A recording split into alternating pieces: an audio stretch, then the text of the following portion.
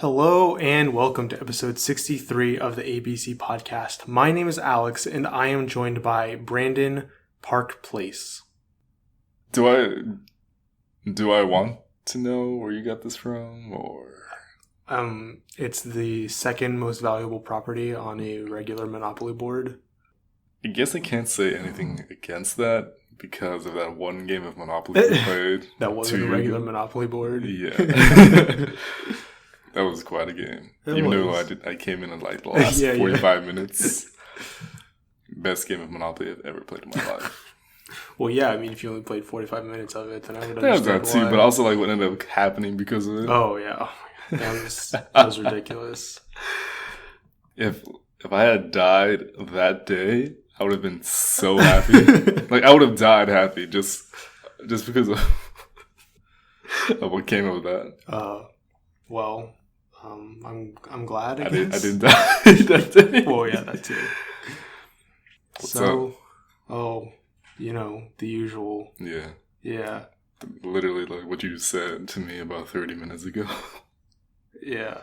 Wait, that wasn't 30 minutes ago. It felt like 30 minutes ago. Well, it felt like it. Yeah. It's been a heck of a week.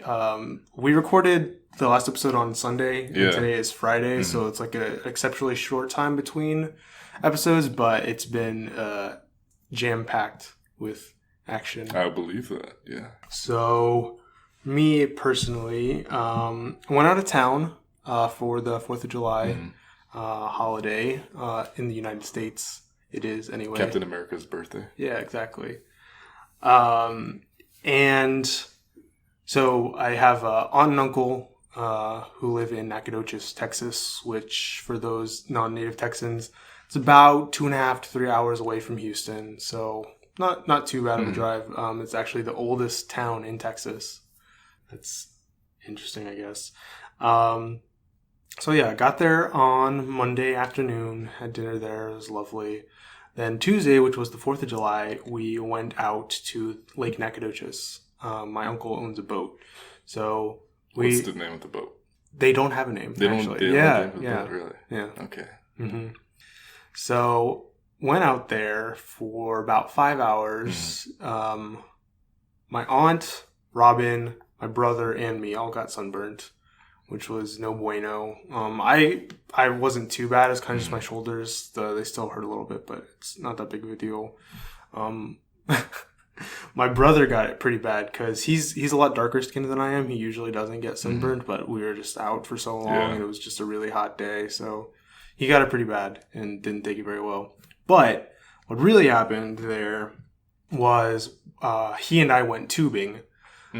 So like I said, my uncle owns a boat, and so there's like two kinds of tubing. There's not really any good way to differentiate between them. Yeah. So there's one kind which is like river tubing, I guess would probably be the best way to say it, which is when you just like get in a tube and you go on a river and you just float down to the end. You usually do it with like a group of people, and you have like typically like some beer, kind of just drink and float. And it's, as long as the weather is nice and the river is flowing fast enough, it's pretty fun. I've done it before. I don't know if you ever have. No, I haven't.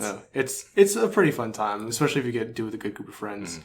The other kind of tubing, which is the one I did, is like speed tubing, I guess. Actually, I know what you're talking about. There's actually a third one in the snow where it's skiing downhill on a tube. Yeah. But anyway, so I went speed tubing, and the idea is you get dragged behind a boat and you just hold on. It's kind of like water skiing, but on a tube.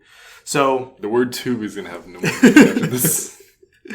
So the idea is the tube. It's a giant inflatable tube that kind of looks like a donut. Like there's a hole in the middle, but it doesn't go all the way through. Like you can sit in it if you want to.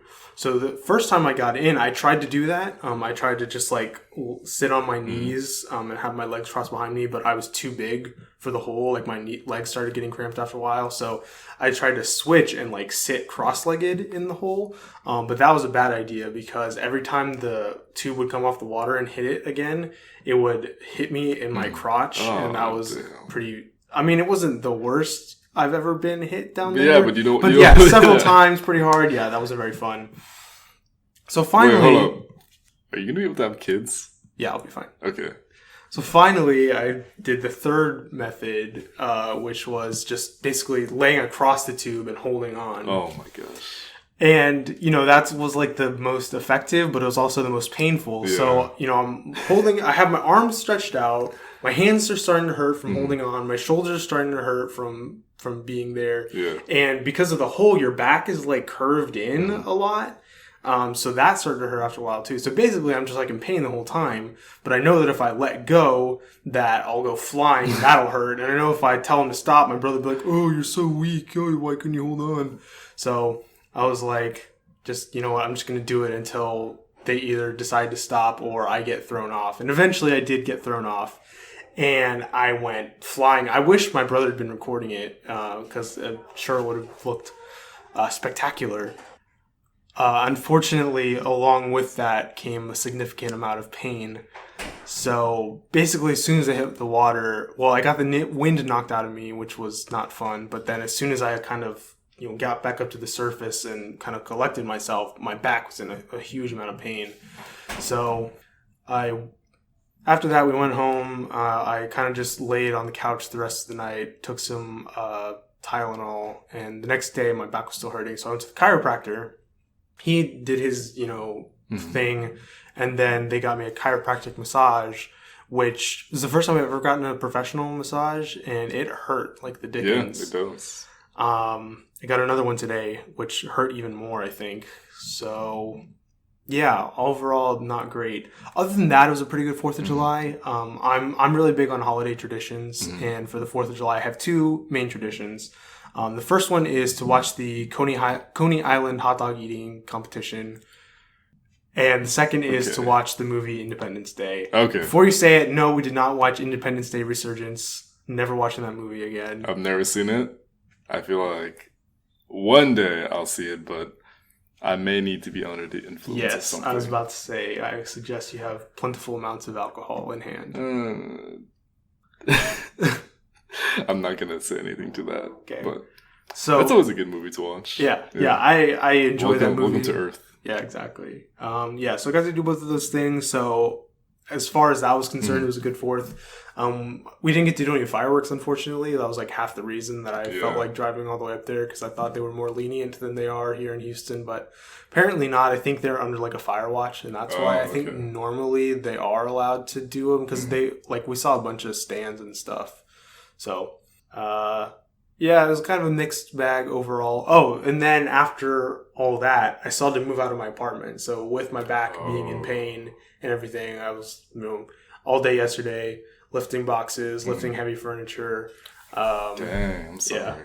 Yeah. So it's been very hectic. The house is a total mess now, but that's just the way it goes. But anyway, what about you? How was your trip out of town? My trip out of town? Yeah. Oh, so I went to San Marcos for the weekend just to go see a friend from high school. And I decided I was going to take the Greyhound bus to go up there. That place is weird, man. The bus is just weird. The station and the bus itself. By the time I got to the station, I mean, I already knew it's in a really weird part of the city. But by the time I started walking there, I'm like, this is... Oh, you walked there? Oh, I mean, like walking in the station. Oh, okay. Yeah. No, my mom dropped me off at the station. So I was kind of walking around the station, just like kind of get a feel for my surroundings. It's weird. There's no other way to say it. It's just really weird. Like, people are just there. Some people have been there for like a day and a half. Yeah. I'm sure they just some people just live in that station. Probably. My sophomore year of high school, I took the bus to and from school. No, just home from school. Okay. And then that summer, I had to go to summer school, which is a whole other story that I won't go into. But anyway, I took the metro from, what's the one right over here? Lamar? Yeah. Yeah. I took the bus from Lamar. You're talking about the high school, right? Yeah. Yeah, Lamar. Yeah, I took the bus from Lamar down back to the west side. Yeah. There were some very interesting characters on both of those bus routes. That's true. But I don't know. Maybe because I've taken the metro bus so much during my time here in Houston that this is entirely new for me because this goes between the cities, right? Right. And I'm trying to find the best words to put this into description.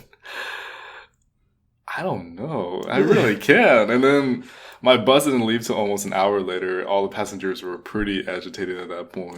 By the time we got on, we finally left. The guy said, "Hey, I've never been on this route before, but this is going to be my first time. So I'm going to get you to your destination as safe as possible, and then I'll get you there as quickly as possible." I'm like, okay, at least he cares about this.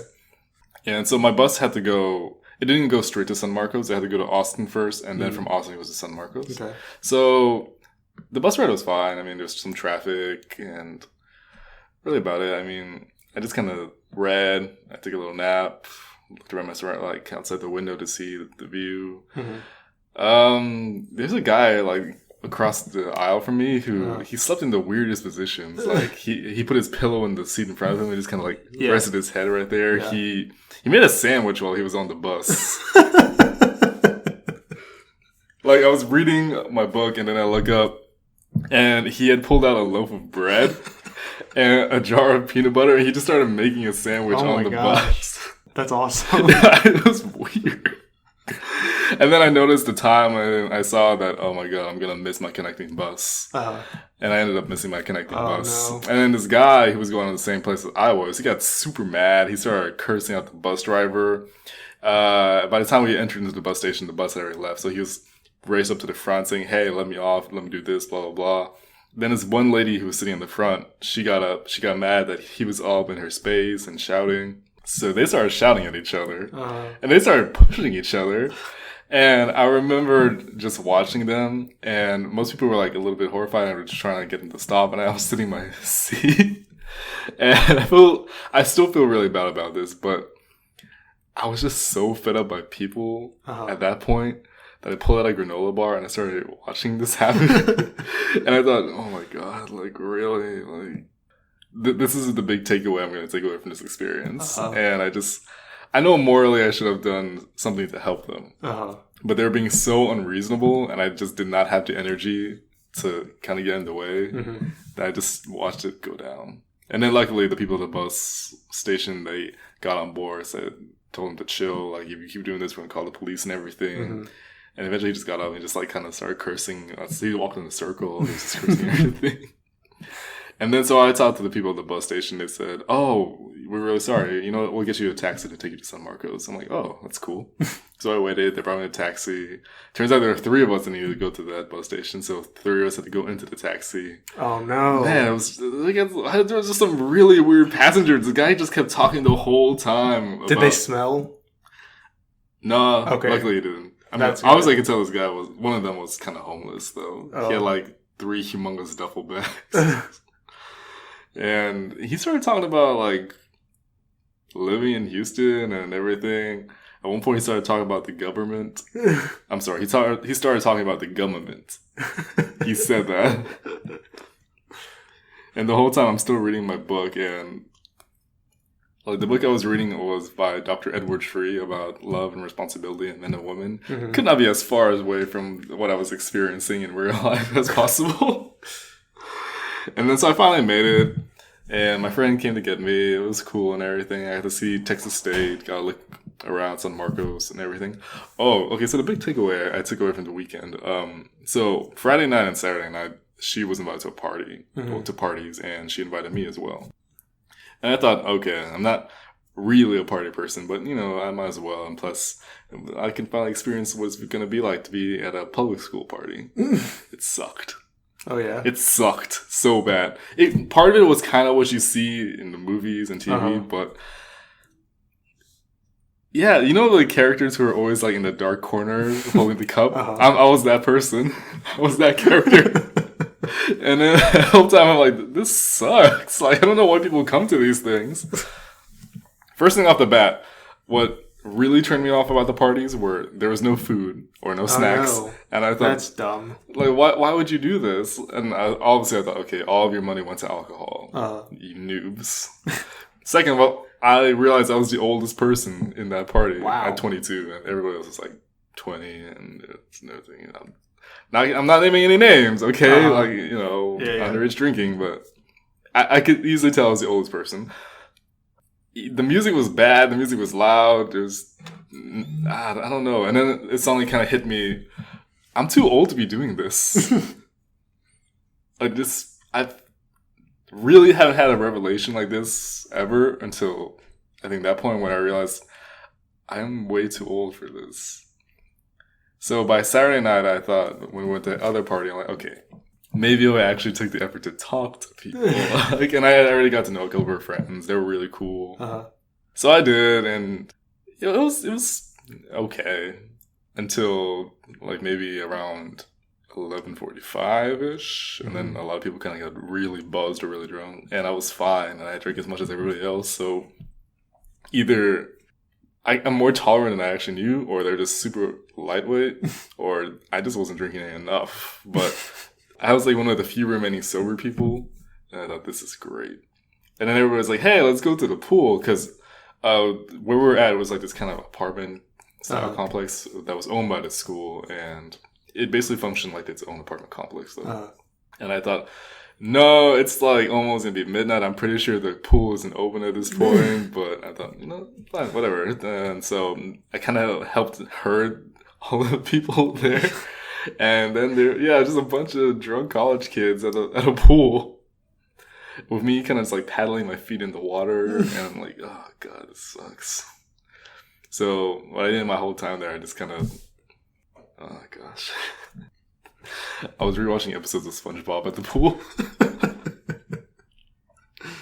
And then, so finally the security guard came, and I thought, oh, this should be fun. And he was really cool. He was really nice. Like, hey, good evening, folks. What's going on? You doing all right? Who are the residents here? And there's this one guy who I was with. I don't know what was his deal. He was super drunk by the time we got to the pool, and the whole time while we were at the pool, he was just kind of quote unquote swimming, but he was doing like a dead man's float. So every couple of moments he was like kind of raise up his head for air, like and I thought, what is going on with this dude? But I thought, okay, as long as he doesn't drown, we're fine. But by the time the security guard came and talked to us, he was just doing that. So everybody's looking at the security guard, he's still floating, and while he's talking to the residents, he's like, hey, is he okay? They're like, yeah, that's just his thing, man. And I'm like, what does that even mean? But he was really nice about it. He said, yeah, like, I just gotta tell you guys to leave. I won't get you in trouble or anything. So it was just, some of them were trying to talk back, but I managed to get most of them out of the area. And then finally, so then, just to kind of sober up, we took them to McDonald's. I was there till like 5 a.m. I'm like, God, man. So by the time we got back, I thought, never again, like, you know what? I love partying. I love like drinking with friends, but I realized I also only like doing that with the people I know. If it was complete strangers, no. Yeah, that makes sense. But despite that, I had a pretty good trip. I think it was pretty fun. I do realize I like the school I went to, though. I like the small community. I also like that it was at the center of the city too, because in San Marcos, it was a great place. I loved the river and everything, all the little outlets and shops that it had. But I love being in the city, which is where you can get access to everything so fast, and there's such a vast majority of diversity and things available to you. So by Sunday, I really missed Houston, and I was really happy to be back. That went on a lot longer than I expected. My bad. But, it's okay. Yeah. No, I was about to say this is probably like the longest we've ever talked about. Yeah, like how. But for the 4th of July, I just worked. Oh, yeah, that's lame.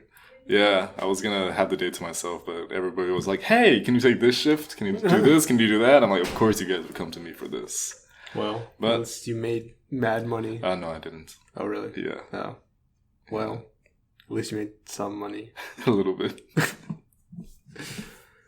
Okay, well, I know more stuff happened, but it's not really worth talking about, so we can just move on from that. Before we get into our ABCs of Geekdom segment, I want to apologize for the door closing sound you're going to be hearing a lot throughout this episode, undoubtedly. Unfortunately, because it's summertime, like our normal recording space is taken. So we've been kind of like... Well, it's never really our recording space. Yeah, the place where we recorded more often than not. Yeah. So we've been kind of just traipsing around the building, just trying to find what we could. And right now we're in a little room that's really close to like a main door. So I'm really sorry about that. Honestly, it probably will bother me more than anybody else. Like both now and when I go back and listen to the episode. Oh, and when I edit the episode. But anyway, so there's not really much we can do about it. I just kind of have to deal with it. But yeah. So anyway, now it's time for the ABCs of Geekdom segment, and it is the letter W. So Brandon, take it away. So we're going to be talking about Groundskeeper Willie. Okay. Yeah. I always like your expressions whenever I have my things to say. I never know where you're going to go with it. It's okay. Actually, honestly, I never know where you're going to go with it either. Yeah. Sometimes I think that I do, and I just kind of... I missed it completely. So Groundskeeper Willie is from The Simpsons. He is the groundskeeper / janitor / caretaker of the grounds of Springfield Elementary. Mm-hmm. Do we have groundskeepers in America? Is that what it's called? Is that title used at all? Not that I know of. Yeah, I mean, you would normally call him like the lawn guy. Yeah.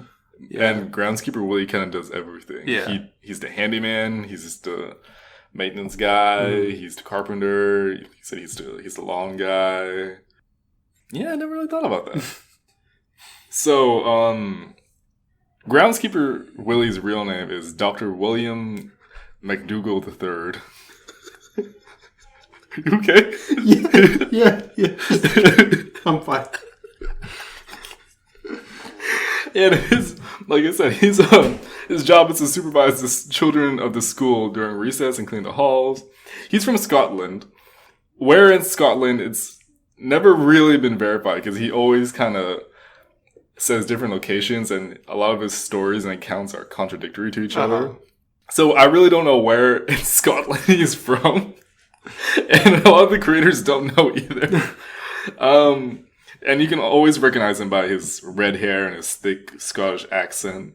And he's voiced by, I believe it's Dan...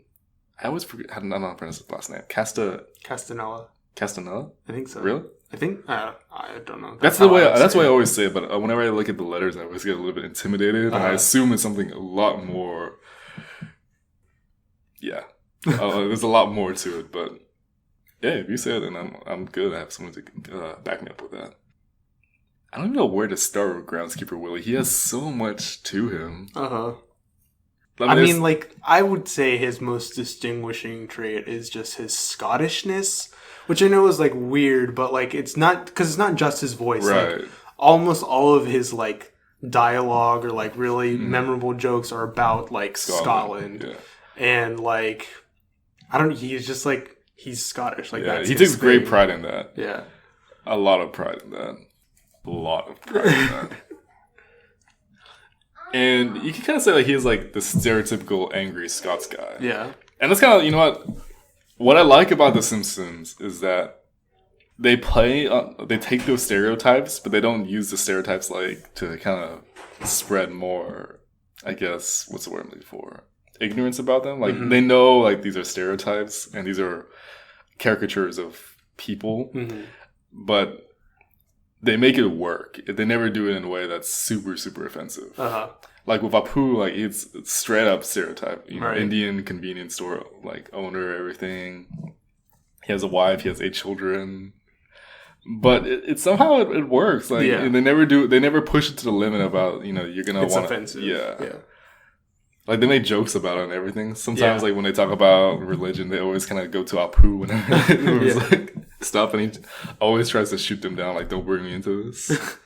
Another defining trait about Groundskeeper Willie is, whenever he has clothes on, he's, like, kind of like a pudgy, regular-sized man. But the minute he takes off his shirt, like, his muscles kind of expand, and he's super ripped and super muscular. I mean, it's kind of the same thing with... Ned. Yeah. Like, it's just really weird. Yeah, no, it's super weird. And the funny thing is that it's kind of one of the one things that remains consistent about Groundskeeper Willie is that whenever he does that, it happens. And I remember one time, I'm glad you brought Ned up, Yeah, they were like Ned had moved out from the neighborhood. Okay. So this guy moved in, and he was kind of like a bully to Homer. Uh-huh. And when Ned came back, and he's going to try and move back in, the guy tried to beat up Ned, but Ned was able to kind of like overpower him. But like he had like his sweater on and everything. Uh-huh. So you would never have known the difference, and you just see how strong Ned really is. I thought that's so cool. So back to Groundskeeper Willie. Like I said before, he has a lot of contradictory stories about his backgrounds and his accounts of everything. That there's really no linear way to describe anything. I mean, I can tell you guys some stuff that has come up on his wiki. Apparently he's worked the same amount of years as Principal Skinner, but he just doesn't get paid anywhere near Principal Skinner. Mm-hmm. Not to say that Principal Skinner gets that much money anyways, because Springfield Elementary is a long-running gag is that it's always financially in ruins, and they always have to make cutbacks to a bunch of other stuff. I remember one time they made cutbacks to like stands where the teachers would like stand behind. Or podiums. They cut down podiums, so Ralph and this other student had to be like standing podiums. And apparently he was originally hired as swim teacher Willie, but at one point Skinner had accidentally trapped him in a worm-filled pool for 3 days, and that turned him into Groundskeeper Willie. During the weekends and vacations, he also tends to go golfing. And while he's doing that, he calls himself Greenskeeper Willie. And yeah, like I said, he has these really weird accounts of Scotland that always contradictory to each other. Like he said that he once saw his dad get hanged for stealing a pig, but then in a later season we see that his dad and his mom are still alive. I don't know. And apparently, like he may or may not have accidentally killed a kid. He kind of just leaves it open-ended. And he's just an angry dude. He just has that passion within him. Oh, I do remember one thing where they had this Mary Poppins kind of character present. Yeah. And I don't know if you've seen the movie Mary Poppins. Yeah. I've only seen a part of it, so I don't remember too well. Of course. What's the guy's name? The chimney sweep? Yeah. Bird. Yeah. So he actually turns out to have been in a relationship with the Simpsons version of Mary Poppins. Yeah. And you know how he plays all those instruments in the part? Like you see him when he's playing that. And then when he sees, I don't remember, Sherry Boppins. Yeah. That's her name. Yeah. We've talked about this on the show. Yeah, and I had to bring it up again because it turns out that they were romantically involved, but she called it off because eventually she regained her eyesight and Groundskeeper Willie was too ugly for her. That's kind of like the things I can say about Groundskeeper Willie. I mean, I really don't know what else to say. One of my favorite jokes, actually, okay, two of my favorite jokes. One of them was from the Treehouse of Horror. They're doing a parody of The Shining. Right. And Bart says something like he says The Shining like by name, and Willie goes like, "No, you can't say that. Do you want to get sued?" That's pretty good accent. So they refer to it as The Shinning. The Shinning, yeah. And then the other one is I think it was like actually a commercial. It might not have actually been from an episode, but he's watching Lisa and Bart play on the playground, and he says, "No, it was actually from an actual episode. I think." He's like, "Brothers and sisters are natural enemies, like Scots and Irishmen, or Scots and Brits, or Scots and other Scots." And then he gets all worked up. He goes, "Damn Scots! They ruined Scotland!" That was really good. That was a really good accent. Nice. I'm really impressed. You know what I've always say this about The Simpsons, but I always appreciate the way that they handle their, I don't know if I should call them second tier characters. More like background characters. Yeah. Because now that The Simpsons has gone for so long, obviously they need to find new stories. Right. And they've done it in a way where I think they've really incorporated a lot of the background characters into like, we kind of get to know a little bit more about them, or they get to be the center of a plot of an episode or two. And that's definitely the case with Groundskeeper Willie. And I remember there was this one episode where Lisa tries to reform him and turn him like very professional and elegant and articulate. And it works, but eventually he finds out that he's happier as Groundskeeper Willie. So So that happened, but it was a really, really well done episode. I really, really liked it. And plus, it was always nice to see Willie change from his almost feral-like state. That's not the best way I can honestly say. He's very feral, and turn him into like a proper gentleman, and then see him go back to Groundskeeper Willie. Okay, so you have to tell me where he got his doctorate. I don't know. That just like I'm looking at the wiki. It just said really? like it just said one of his actual name is Doctor. I can show it to you right now. No, I mean I believe you. I'm also another thing came up right now too. So see, Dr. William Willie McDougall III, also known as G.K. Willington Esquire, which is the name that he was given when Lisa turned him proper. Okay. And then William McMorrin, which I don't even know where that came from. So I guess that could be a correction for another time. Like you tell me where he got his doctorate. Okay. That was just bizarre. I know, like I did everything possible while I was reading that description not to bust out laughing. So yeah, Groundskeeper Willie. Is he like your favorite of the like background characters? One of definitely, just because everything that comes out of his mouth is ridiculous. Yeah, and he's always shouting. But you can never hate Willie though. Yeah, because he's a Willie. Yeah, no, he's definitely one of my favorite background characters. And he's just so bizarre all the time. Mm-hmm. If I had to, I think Grandpa might be my favorite, like, secondary Grandpa Simpson? character. He's so funny. He's hilarious. Like, some of the things that he just screams out and everything. Yeah. And whenever he recounts his experiences in World War II, those are so funny. Yeah. Which is really cool, because in World War II, he was a badass. Yeah. And you see him turn into a senile old man. Yeah, no. Like, I mean, another one of the things that I really love about him is that, like, some of the most heartfelt moments come from him, because you have to see like everything that he went through when Homer's mom left and everything he sacrificed to give Homer the best childhood he could and all that kind of thing. And then he's also just like hysterical. Yeah, but at the same time you see like, I don't want to say like the turbulence runs in the Simpsons family, but they're not always the greatest people, so you can kind of see them. I think they mentioned this one time about in Simpson Men, they have this trait where they just kind of self-destruct. Yeah, I remember that. I remember one time also when they were trying to see if Grandpa really was Homer's dad, because something happened where they thought maybe he wasn't. And Grandpa was like, yeah, sure it is. Like, even if further proof, just scrunch up your face. You look like me when you do it. And then you look just like Grandpa. And then Bart said, same thing happens when you do that to the dog's butt. So he did it, and like Santa's little helper's butt turned into Grandpa's face. And then it was so... And then Grandpa was just really happy about it. It's like, look there, handsome. But yeah, that's all I have to say about Groundskeeper Willie. Okay. Hope you had fun with that. Yeah, no, that was a really good one. Oh, okay. Last thing. Okay, I take that back. Did you ever see the Treehouse of Horror episode when Groundskeeper Willie basically played Freddy Krueger? I don't know.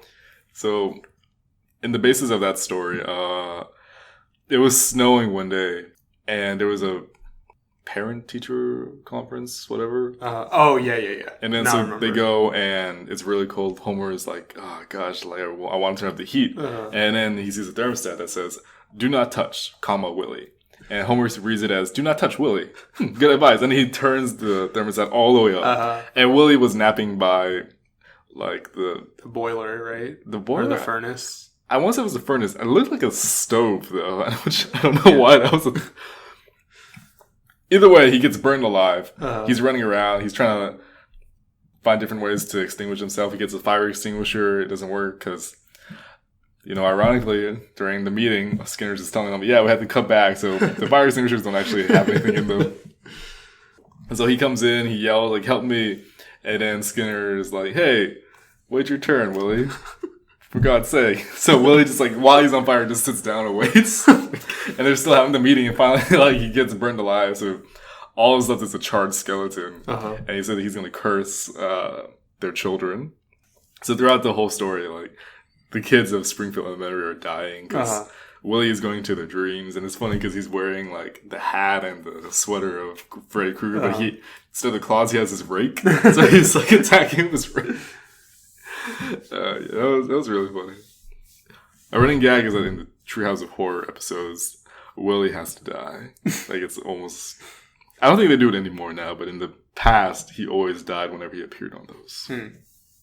Now I'm done with Groundskeeper Willie. Okay. All right, so first thing that I have for the correction segment, I don't think is a correction. Okay, so like I said, I was watching Independence Day, and if you've never seen the movie, one of the like big things, like kind of joke that's a joke now, but that like once you know about it, like you can't unsee it, is there's a ton of product placement for Coca-Cola in that movie. And so towards the beginning of the movie, Jeff Goldblum's character is in his office, and they have a bunch of Coke machines there, and one of them was for a certain type of soda that I had forgotten about, and I had definitely been trying to think of this soda sometime recently, and I couldn't remember if it was on the podcast or if just you and I were talking about it like outside of the podcast, or if I was talking to somebody else about it, or if I was just thinking about it and I don't remember. Anyway, regardless, I just wanted to put this here because I figured my best bet of having get that knowledge correct would be here on the podcast. The fruit is called Fruitopia. In the elementary school that Brandon and I went to, they had a machine. So in the cafeteria, like if this is the cafeteria and this is the stage at the front, like on the left hand side, there's the 2 kindergarten classrooms. Towards the back is where the teacher's parking lot is. And then on the right hand side was where the lunch line was. And then like behind that, there was this other random little room that had a soda machine in it, and they sold Fruitopia in there. Man, I don't even remember that. Yeah. Wow. Yeah. Nice eye. Thanks. So, yeah, Fruitopia is like just fruit flavored. Like it wasn't really soda. It was just kind of basically like Minute Maid juice that you get out of a soda fountain. It's kind of like that in bottled form. Do you like fruit flavored soda? Well, I don't drink soda anymore. Yeah. But when I did, Sunkist was great. I loved Fanta. I don't like it. Yeah, I mean it's not for everybody. The closest I can drink is Jarritos. Oh, I love Jarritos. I love Jarritos. Yeah. That's definitely fruit flavored soda. Yeah, but that's I don't know why. All the other kinds I refuse to drink, but Jarritos, I love Jarritos. What about cherry Coke? No. I don't even do that. Okay. Interesting. I've never had it, but I know I'm not gonna do it. Alright, fair enough. Well, I mean, Sprite is lemon lime. I guess so, and yeah, it's a fruit, but at the same time, I feel like doesn't really taste. It's a cop out because you kind of. I mean, I don't know. People put lemon and lime into the waters all the time. That's true. But anyway, Fruitopia. Okay, now for some actual corrections. First one is Catherine joined me on the last episode, and I was remarking I didn't remember which episode number she had been on previously, and turns out that was episode 34. So, yeah. That's been a while. Yeah, it has. And yet, not that long ago. That's only been, 19 episodes since then from this one, so we've been 18 last week. That's not that much. I don't know. Anyway, then she was complaining about not being able to go to the beach. And I had said that she was closer to a beach being in Houston than she would be in Wisconsin. And she rebutted that, well, Wisconsin is the land of 10,000 lakes, so actually I would be very close to that. But turns out that Wisconsin is actually not the land of 10,000 lakes. Minnesota is the land of 10,000 lakes. Wisconsin is the Badger State. The what? The Badger State. The badger? Like the animal? Yeah. Okay. I didn't know that. Well, you learn something new every day. Do I retain it? Not all the time. Minnesota alternatively is called the North Star State. Minnesota. Yeah. Okay, then we were talking about Greedo because... actually, hold on. Put that on pause really quickly. This isn't really a correction, I guess. But, so for the ABCs of Geekdom segment, she talked about V from Orange is the New Black. Mm-hmm.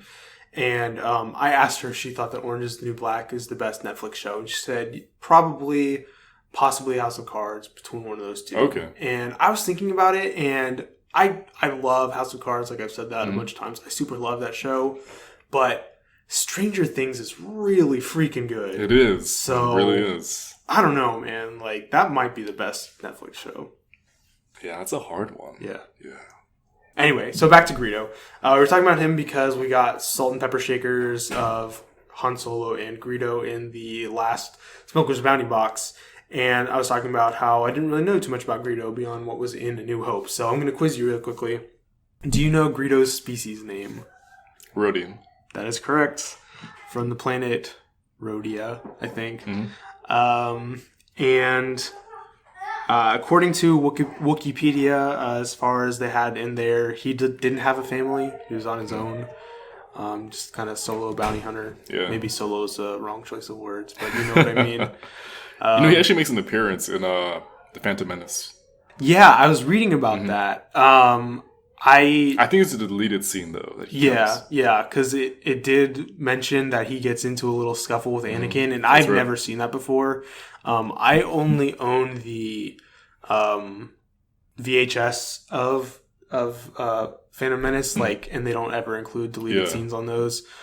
So other than when I saw it in theaters, and I think I've only ever seen that copy. No, I have before. Before The Force Awakens came out, I had a Star Wars marathon with a bunch of people, and somebody brought their DVDs or Blu-rays, but we didn't watch any of the extras. So, but yeah, I've never seen that before, so that definitely took me by surprise. But I do remember seeing a little Rodian in the movie, because he's like hanging out with Kitster while Anakin's doing. Yeah, he was an actual friend of Anakin. Yeah. I just didn't know that was Greedo. Interesting. So yeah. There are two Rodians, because he ends up in the deleted scene. He talks to Greedo back when Greedo was a kid, and he says, Greedo, you gotta be careful about who you pick on, because one day it might come and get you." It's a really, really big knock on the head. Yeah. Okay. Then we were talking about Cuphead a little bit more, and I mentioned that the developers were trying to break the world record for most number of bosses in a video game, and I tried to look up what game currently holds that record, and I couldn't find anything on Guinness's website or anything that specifically referenced Guinness. The closest thing that I could find was a game called Alien Soldier. Okay. But on that Wikipedia page, it actually says they have 31 bosses. Whereas the interview that I read from the developers of Cuphead, they said that they believed that the world record was 25 and they were shooting for 30. So I don't really know what the disconnect is there. But yeah, it's kind of weird. I don't know. Okay, so then we were talking about the Kingdom Hearts 3 trailer a little bit more. And I had mentioned... Actually, I forget if I mentioned it or if I had just meant to look it up for last week and I just forgot. So anyway, we're talking about the voice actor for Hades in that trailer. So as of right now, they haven't announced the voice actor for the game, Japanese or otherwise. However, I did find out that James Woods has voiced Hades in every animated incarnation that he's appeared for Disney. So not only the main Hercules movie, but there was a Hercules cartoon. He did that too. Hades made some minor guest appearances on this one cartoon called Mickey's House of Mouse. I love that show. Yeah, and he did that too. It's just a bunch of all the Hercules video games, all of them. That's all been James Woods, which is kind of crazy. I guess he just doesn't really have anything else to do. I guess not. You know what's funny? So I decided not to take the bus back from San Marcos because I just really didn't want to. And then I found out one of my friends, her friend was going back to Houston. And he was going past this area. So I'm like, he said, "Hey, you want to go, take a ride?" I'm like, "Yeah, sure." And so I didn't really know him, but he was really cool. And then we started talking, and then we just talked about video games, and we talked about E3, and then we talked about trailers, and we talked about Kingdom Hearts, and then we talked about Hades, and then we both started freaking out about the Hades. Oh my goodness. I can honestly say this has been one of those times where the podcast has come in handy. Because we just started freaking out about how James Woods might have been speaking Japanese. Yeah. But it was nice to see how video games kind of bring people together in that way. So then in Japan for the previous Kingdom Hearts games. As far as I could tell, anytime that Hades has appeared, he's been voiced by an actor named Kiyusaku Shimada. I didn't get a chance to like try and find a voice clip of him like doing Japanese, see if like he does like a good James Woods impression in Japanese, but I guess I can do that for next week. So then we moved on to talking about, well, actually on that same subject, we were talking about the one Titan that they show in the trailer, the giant rock one with the two heads. So his name is Lythos. And Catherine and I were both wondering what Lythos means, because the word for rock in Greek is Petros. So we were wondering why he was named Lythos instead of Petros. And as far as I can tell, the word Lythos means stone. And this is where we would get our English word for lithograph. That was pretty much the only thing that I could really find that uses that word in that context. So yeah, I mean, it is kind of weird that they wouldn't name him Petros, but whatever. I mean, I guess it fits more because the other ones were Hydros, Pyros, and Stratos, and well, at least two of them have that the Y in there. So if they could kind of keep with that theme, I guess that works. But probably. I don't know. Anyway, we talked about Battlefront 2. The new one a little bit, and I was kind of giving Catherine a brief history of the Battlefront series, and I mistakenly told her that there was such thing as Battlefront 3. Oh, man. I just kind of had a brain fart there. Like, I knew in the back, because I'm very not familiar with the franchise. I mean, like I said, I played a bunch of Battlefront 3, or Battlefront 2, I mean, but I never owned it, I never, like, followed the development of it after that. So Battlefront 3 was planned, it just never came out, and so the 2015 game Battlefront is essentially Battlefront 3. So pretty much, yeah. Then we talked a little bit about video game trade shows, because I mentioned that Detroit Become Human was first revealed at Paris Games Week, and Catherine was surprised that there was such a thing as Paris Games Week. And I mentioned a couple of others that big news tends to come out of internationally. So one of them I mentioned was, actually I couldn't remember the name. I believe I called it Game Developers Summit. It's actually Game Developers Conference, more commonly referred to as GDC. So this is actually 4 events that take place throughout the year. There's one in the US, one in Europe, one in China, and then the 4th one kind of moves around. One of them has been completely online, which I don't know how that worked, but pretty cool that you could have an entire convention online. Yeah. So that's GDC. The other one that I was thinking of is called Hyper Japan, which takes place in London every year, surprisingly, which is it's part convention to just kind of enjoy Japanese culture in England. And then also like they just the video game companies come out to kind of show off their new demos and that kind of thing. And then the other one... Damn weeaboos. The other one I probably should not have said that. No. I thought that GDC took place in Japan, but like I just said, I was wrong. The one that I was thinking of is actually Tokyo Game Show.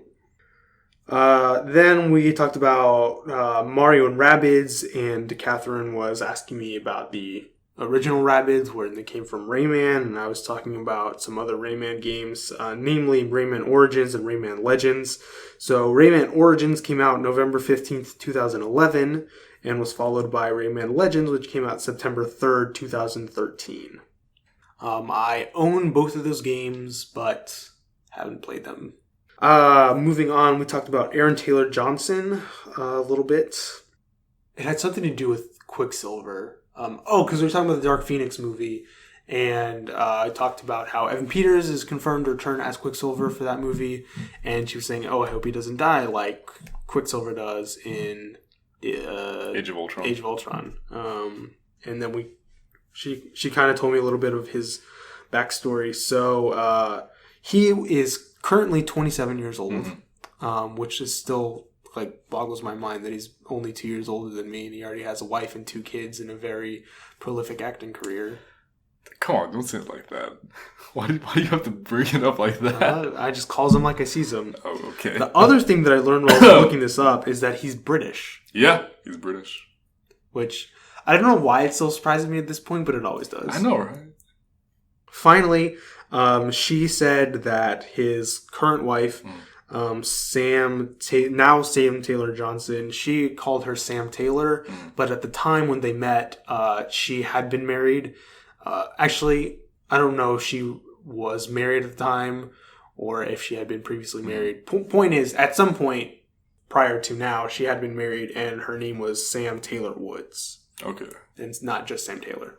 You know, she's like a lot older than him. Yes. It's, I think, almost twice his age. Yeah, I think, I didn't actually look this up, but Catherine said that she's 49 years old. Yeah. Which is, about twice his age. Mm-hmm. Yeah. Hey.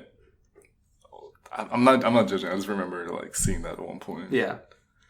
No, it is. It's unconventional, but I mean, they've been married for, Catherine said close to 10 years, so. Yeah. More power to them. Yeah. Then she mentioned a movie for which Aaron Taylor Johnson won the Golden Globe. And this movie starred Jake Gyllenhaal and Amy Adams, and it is called Nocturnal Animals. So, came out last year. I didn't look at a premise, but just based on the cast, sounds pretty good to me, so I might check it out at some point. Then we talked about Julian Dennison because he's going to be in Deadpool 2. And I was saying that I didn't know his nationality. And turns out he's from New Zealand. I believe you would call him a New Zealander, but I'm not positive on that. But yeah, point is he's from New Zealand. I think that's the right term. I think so. Yeah. I think I called him British. Or maybe New Zealandite. I don't know. I never know about these things. But yeah, Julian Dennison, he's anyway. Moving on, we talked about Michael Beach being cast in Aquaman. And he's going to be playing a character named Jesse Kane, who, as far as I can tell, is made up for this movie. Okay. In the article that I was reading about, this character is known to be a high seas hijacker. Okay. I so guess that's like that's like a nice way of saying pirate. There's some speculation. There's never gets old. Never ever gets old. I forget why we were. So this conversation actually, not a conversation. This topic came up while I was having breakfast, last lunch on Saturday when I was in San Marcos, and the movie Captain Phillips just came up, and then I just butt in I am the captain now, and then we all just started singing I am the captain, I am the captain. So good. Yeah. I remember when Alex and I and a bunch of our friends saw that for the first time. I'm pretty sure we've talked about this before, but man, I kind of miss those days back when something would we had our own trending type of thing that kept going on. Yeah. So for a good week and a half, maybe almost 2 weeks, everybody would be saying, I am the captain now. Yeah. Look at me, I am the captain. Good times. Sorry about that. Anyway, there's some speculation that he could be Black Manta's father. Okay. And if Aquaman kills him, then that could be what spurs Black Manta to hate Aquaman so much. So. Which is actually one of the ways that their rivalry has begun. Right. Yeah. According to what I read, Black Manta's last name has never been officially given, so that's, on the table. So, we'll see. So then we talked about Joan Rivers for a minute. How did this come up? I don't even remember. Yeah, I have no idea. Oh, because we were talking about Louis, the show. Okay. And I had mentioned that in one of the episodes he sleeps with Joan Rivers. I feel like that was still when we were on the subject of Aaron Taylor Johnson, but now I don't remember. Man, I thought our tangents were crazy. Anyway, regardless, yeah. So we were talking about Joan Rivers, and Catherine mentioned that she was one of the first female hosts of a late night talk show. Or actually, I think she said the first. So I couldn't find anything to confirm that, but I couldn't find anything to deny it either.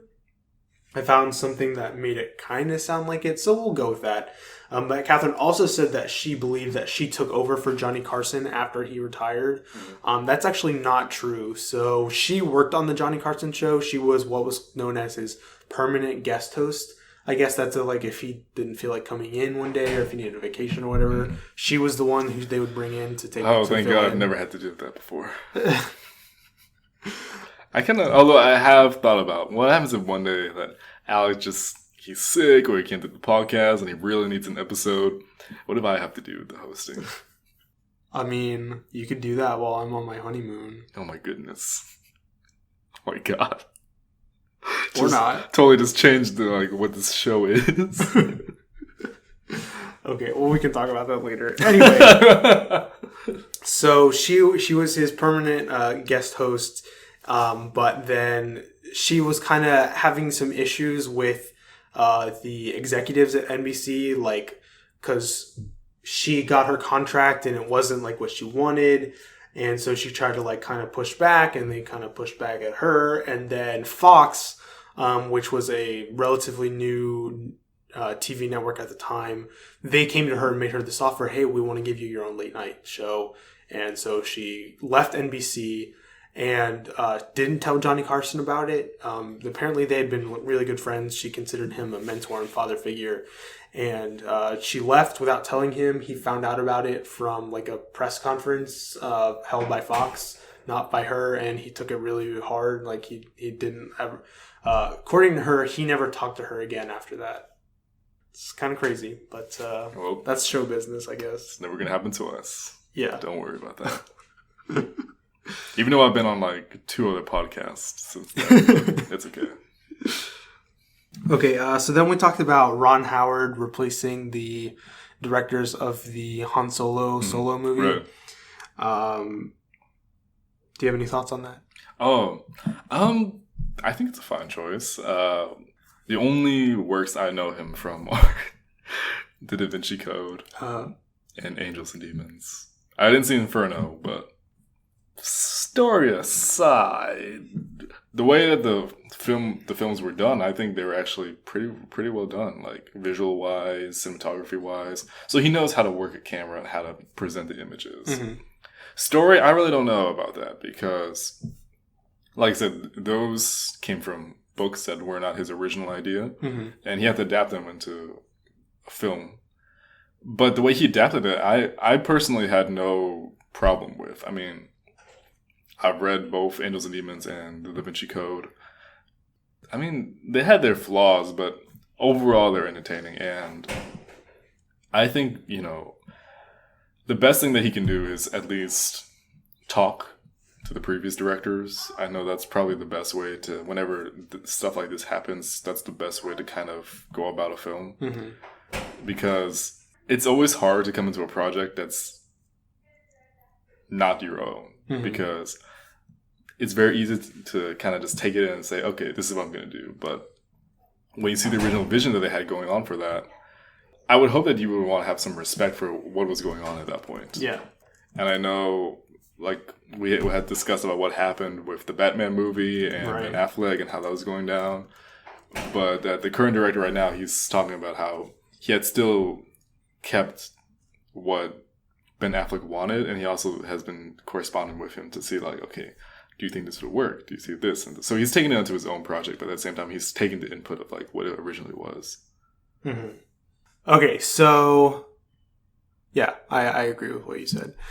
Anyway, so the correction here is Catherine wondered about the 6 Degrees of Kevin Bacon to Ron Howard. Now, we muted for a second to kind of talk about this for a second. I'm still really confused right now. So, I don't know what's going on. Have you ever heard the theories of 6 degrees of separation? No, I haven't. Okay, so the idea I'm also that, I'm also really not that familiar with Kevin Bacon, by the way. Okay, I'll get that in a second. So the idea is that everyone in the world is 6 degrees of separation from another person. So basically, I know you, and you know somebody else that I don't know, and that person knows somebody, and that person knows somebody, and that person knows the Dalai Lama. Okay. Now, that's I don't think that's ever been mathematically proven, but I could be wrong about that. Point is, like, you can get like really far to like the other side of the globe in terms of who knows who, with very few moves, if that makes sense. No, yeah, I know. Okay, I have a better understanding of what you're trying to tell me. Right now. So the idea of 6 Degrees of Kevin Bacon is that any actor, like Hollywood actor, is 6 degrees away from being in a movie with Kevin Bacon. So wait, say that one more time. So any actor is 6 degrees away, like 6 moves away from being in a movie with Kevin Bacon. Okay. So let me give you an example. Let's see. All right. Ben Stiller was in Tropic Thunder with Tom Cruise, and Tom Cruise was in A Few Good Men with Kevin Bacon. Okay. So take it one step further. Let's see. Was the really tall guy from that one movie from Jurassic World 2? Jurassic World or Jurassic Park? Jurassic Park 2. Oh, the really tall guy? Yeah. Which guy? The tall one. Which guy? Oh, he's a really minor character in Jurassic Park 2.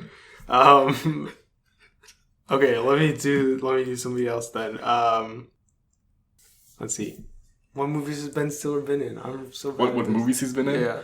Night at the Museum. Oh, okay. So Robin Williams was in Night at the Museum with Ben Stiller. Right. Ben Stiller was in Tropic Thunder with Tom Cruise. Right. Tom Cruise was in A Few Good Men with Kevin Bacon. Okay. So that's the general idea. Okay. So Catherine was wondering about Ron Howard, and I tried to do it myself just based on the movies that I know that Ron Howard was in, and I know that Kevin Bacon was in. I couldn't find anything, but I was also crunched for time, so I couldn't give it like my full attention. So I did cheat a little bit. I used a website called the Oracle of Bacon. And according to this website, Ron Howard was in a movie called The Independent as himself, just as a side note, with an actor named Roger Corrigan, who was in A Few Good Men with Kevin Bacon. Wait, was it A Few Good Men? Hold on one second.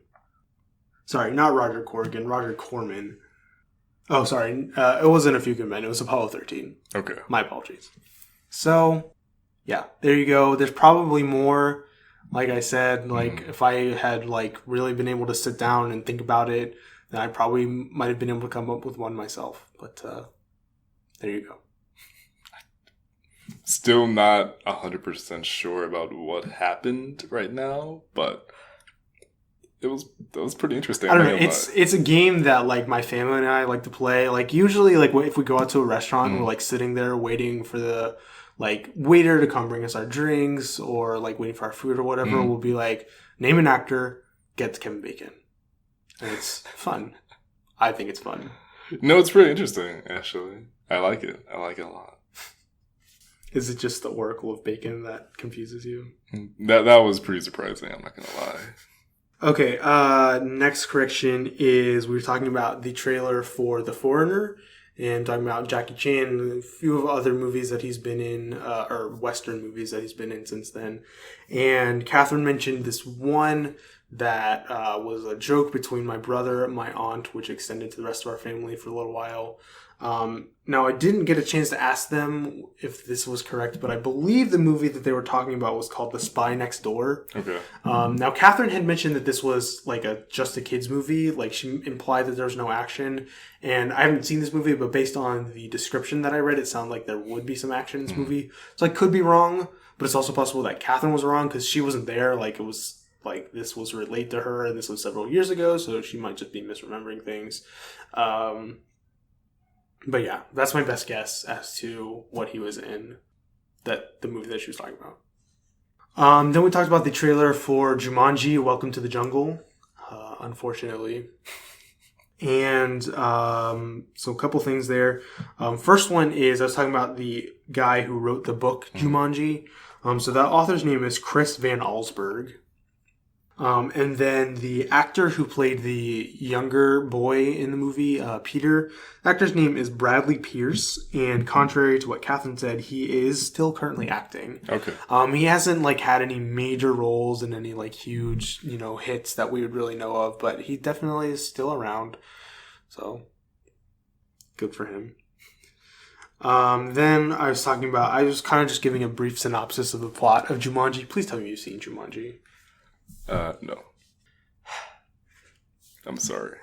It's fine. I know what it is, at least. Anyway, so the poem that is read to Alan, or is given to Alan at the beginning of the movie that gets him sucked into the game. The poem is, "In the jungle you must wait until the dice read 5 or 8. And then the final correction is that the hunter guy in the movie, the bad dude, his name is Van Pelt. As far as I know, they don't ever give him a first name, although on the Wikia page, they kind of made it sound like his first name was Hunter, which, like, I don't know, like, that could have been a title, but that would also be a weird title. But he's also, like, a British guy from, like, the 1930s or 40s, and I don't think they really named their kids Hunter back then. But maybe they just knew he was going to grow up to be a great hunter. Or maybe it was just a really funny play on words. Maybe. Regardless, also something really interesting I found out that I never noticed before was that the actor who played Van Pelt was the same actor who played Alan's dad in the movie. Oh, okay. Yeah. Okay, so then we talked about the trailer for the Inhumans show. Did you watch it? No, actually, I didn't see it. I liked it. Okay. I was listening to another podcast today, and they were just totally ragging on it. And I was like, I thought it was a good trailer. Like, not the best. Right. Like, it's definitely... Because the Inhumans, especially like the Inhuman royal family, that's not... Actually, now that I think about it, like, basically anything that's not part of the MCU is not really mainstream comics anymore. Well, that and X-Men, I guess. Yeah. Like, so basically anytime you go outside of that, when you try to introduce people to it, they're like, I don't understand. Like, what are these people doing? What are their powers? Yeah. It's not like the hardcore fans like us where we know what's going on. It's true, yeah. So maybe that was the difference. Anyway, regardless, I enjoyed the trailer.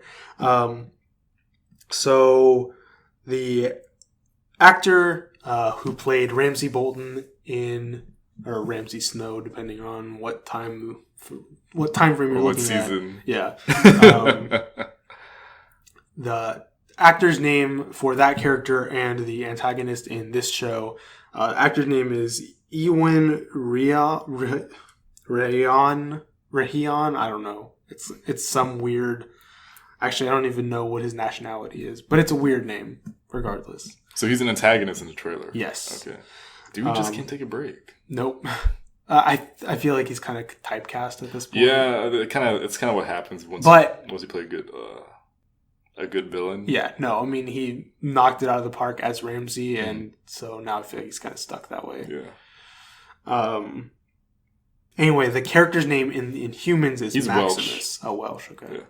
Sorry, what was that? The character's name in Inhumans is Maximus. Okay. Yeah. Decimus Duralis. Also, something that I feel like I should point out, maybe not should, but I'm going to point out, is that Black Bolt's, like, that's his, like, superhero name, code name, whatever. His real full name is Blackagar Boltagon.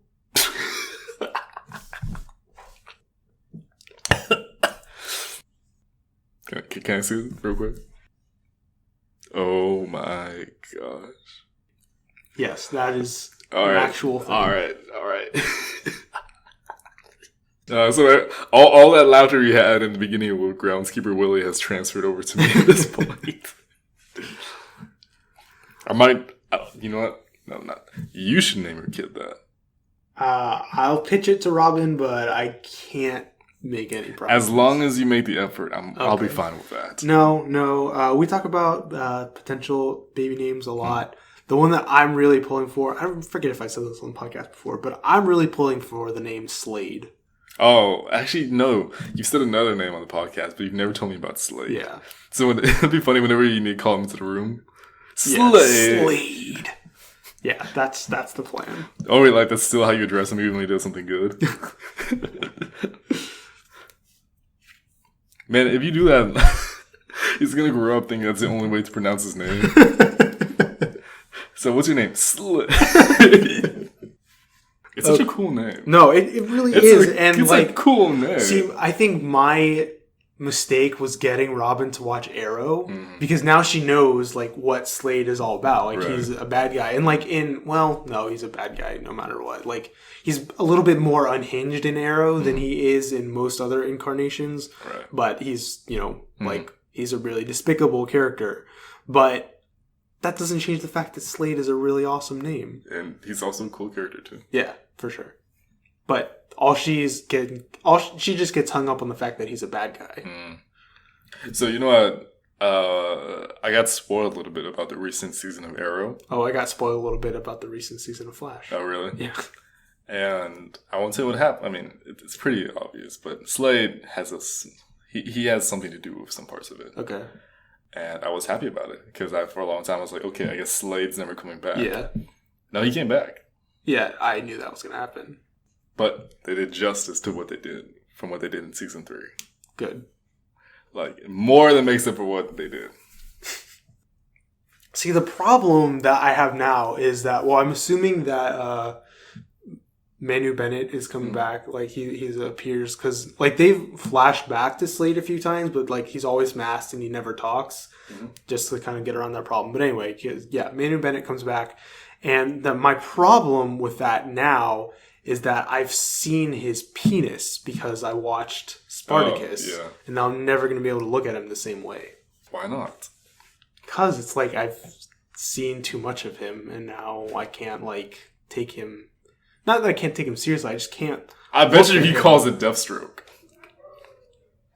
I hate you. Okay, let's move on. It's better than calling it Slade. Then what did you call that? Let's move on. So I was talking to Catherine about the origins of the Inhumans and how they're descended from the Kree. And I said that Ronan the Accuser from Guardians of the Galaxy, I said that he hates the Kree. Mm-hmm. And that's kind of true a little bit, but he's actually is Kree. Yeah. And he hates the fact that they made peace with the Xandarians, and he actually hates the Xandarians. Yeah. So, my mistake. But hey, at least you weren't totally wrong. Yeah. I do wish we got a little bit more Ronan. I actually really liked Ronan. Yeah. He's pretty cool. Yeah. You should watch the Superhero Squad show, because he's in there. Oh, I think I've seen a little bit of his appearance. Yeah, not a bunch, but he's in there a few times. Then, I don't even remember what this was about, but...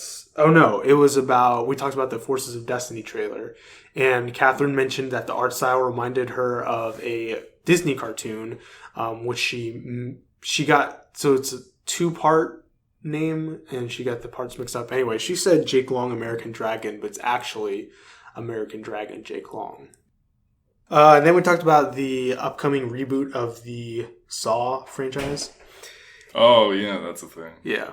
And I was talking about the history of said franchise, and anyway, Saw, the final chapter, was released on October 9th, 2010. And I believe, hold on, let me check really quickly. Oh, Jigsaw's coming out October 27th, so it'll almost be 10 years exactly since the last movie came out. Which, I mean, other than the fact that they called the last one the final chapter, I think is a good amount of time for it to kind of, have run its course, get out of the public consciousness, kind of reboot things with, new characters and everything. You mean characters you're really not going to care about? Yeah. I've actually never seen a Saw movie. Oh, I've seen all of them. Really? Yeah. Really? Yeah. Why? I don't know. I watched the first one and I was like, this is coming from the guy who has very passionate opinions about sequels. Yeah. But they already came out. Oh my gosh. Have you seen all the Paranormal Activity? No, just the first one. I haven't seen either one. Yeah. Either one? I mean, any of them. Okay. I meant either one, like the Saw. Oh, okay. Yeah. No, I saw they're like 5 or 6 of Paranormal Activity, right? There's several. Yeah. I saw the first one in theaters, and even though it wasn't like a horrifying movie, like it was scary enough that I didn't want to watch the other ones. Like, again, like there's a big difference between watching it in theaters when, a bunch of people who are there who you don't know their sensitivity to being scared. And when they start screaming, it like makes you feel more afraid. Not to mention the fact that I was not feeling well that night. Like there's something wrong with my stomach, and so that didn't make me feel very good about the movie either. So anyway, moving on. Man, we still have a bunch of corrections to go. What? What did you guys talk about? I don't know. Okay. We talked about Carnage is confirmed to be in the Venom movie. Just like went everywhere with this. Yeah, I know. So have you seen the meme about when that Sony executive said that Venom and everybody else is going to be part of the MCU? Yeah. And then Kevin Feige just was like, what? Man. What I like about it is that I would have done the same thing. Yeah. But like, what you talking about? Okay, so history of Carnage. Basically what happened was Eddie Brock, who's Venom, was separated from the symbiote, and he was then put in prison and was cellmates with Cletus Cassidy, who, long story short, was a total psycho. Tool. Yeah. Then the Venom symbiote comes, tries to break Eddie out, but unbeknownst to Eddie, the symbiote is pregnant, which I don't even know how that works, so we're not going to go there. You want to go there. So while the symbiote is staging this prison break, it gives birth to this new symbiote, which becomes Carnage. And Venom gets out of there, and then the second symbiote bonds with Cletus to form Carnage, and then all kinds of bad things happen. And then Antivenom, what happened was Eddie Brock, again, separated from the suit, and has cancer. And he gets healed of his cancer by a character named Mr. Negative. But there were still traces of the symbiote in his blood. And because I guess like this powers like tried to get rid of the symbiote too, when it was trying to get rid of the cancer cells. But instead of doing that, the symbiote fused with his white blood cells. And then when the Venom symbiote came back to bond with Eddie, it created this new being of Antivenom. Well, actually, no, not a new being, like a new symbiote spawn of Antivenom, which then took over, which Eddie bonded with instead of Venom. And the Antivenom symbiote, unlike the other symbiotes, has no consciousness of its own. It's just a suit, like Eddie's in total control of his actions when he's bonded with Antivenom. So, yeah. There's the other main symbiote, like there's a ton of them, but the other main one is Toxin, which I mentioned briefly. Long story short there is that is the offspring of Carnage, but he's a good guy for some reason. Moving on, we talked about the potential or the alleged Fantastic Four reboot movie that should be coming out soon or eventually. And we were talking about the original Fantastic Four movie, and that was released on June 5th, 2005. Which I believe I said 2005, so 1 point for me. Then we talked about the monsters that were confirmed for the upcoming Godzilla movie, and one of them was Rodan, and I couldn't remember what his deal was. I said that he was a giant turtle, but I was wrong. Rodan is a pterodactyl type of kaiju. It's just a giant flying monster thing. Then I gave a hot take about Sense8. I'll leave all that there. One thing, however, that I forgot to talk about was the ending. For those who don't know, actually Armando mentioned it a couple weeks ago, was that Sense8 has been canceled. And unfortunately, they didn't know that season 2 was going to be their final season, so they ended it on a pretty big cliffhanger, which really sucks. Like, even though I wasn't enjoying the show, I wish that it could have gotten some closure. Like, and by that I mean I could have gotten some closure on what happens. So, I don't know. Maybe I'll write a fanfic or something. No, you won't. No, I won't. Then Catherine gave a hot take. She had been watching a few random episodes of 30 Rock. Okay. And she was Good talking choice. about, definitely a good choice. One of the episodes she watched was the one where Jack runs his mom over. And she couldn't remember the actress's name, so her name is Elaine Stritch. Then we had our fanfic fight, which unfortunately I'm going to have to spoil for you, because that's kind of what these final few corrections are about. Okay, no problem. So anyway, it was Aquaman versus King Triton. Not bad. Yeah. Not bad. And so first correction is I was choosing which Aquaman to base my discussion on. And I ruled out Flashpoint because I knew something bad happened to him, but I couldn't remember what. So, yeah, he does die. But before that happens, actually, he gets his arm cut off by Superman's laser vision, which was just like... And then he gets stabbed in the back by Wonder Woman. I mean, literally stabbed in the back. Yeah. So, not good. Not a good day for him.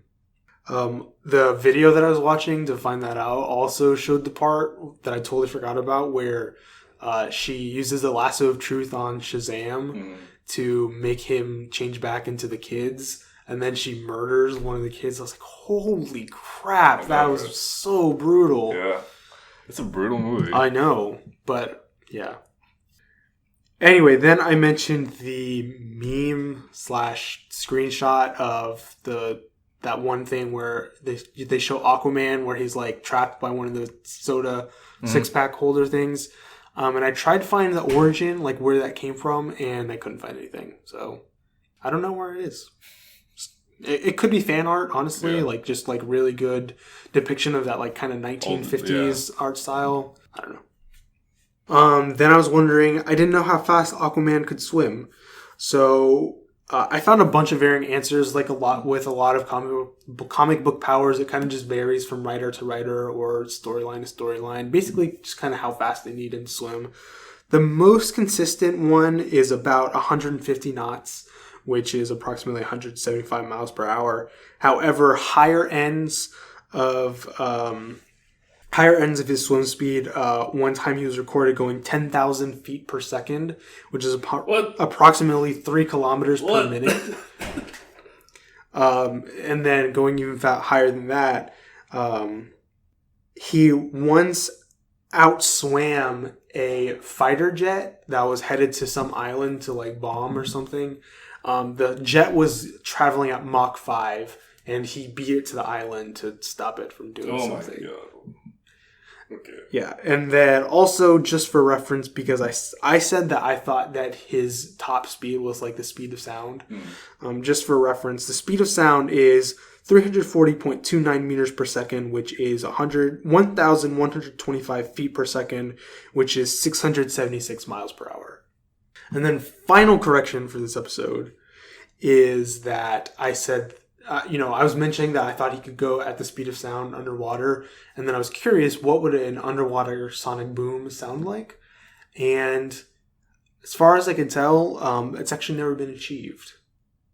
So, like I said, this is the last correction, and I was rushing to try and get over here, so I didn't get to do as much research as I would have liked. I did find one video on YouTube by the Slow-Mo guys where they were shooting guns underwater, but it was a really long video. I didn't get to watch it. So that might hold the answer. But until then, we don't know. So anyway, that was a really long first segment. So we're going to take a break. I'm going to drink some water. And then we're going to watch some trailers and we'll be right back.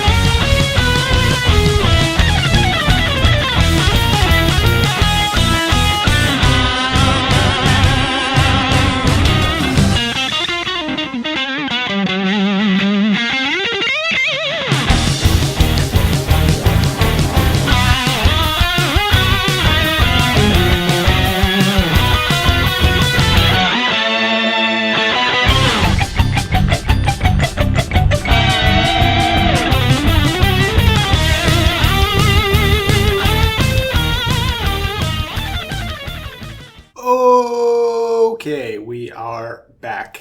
And unlike the first half of our show, the second half is going to be much shorter, or at least until we get to our feature topic. Yeah.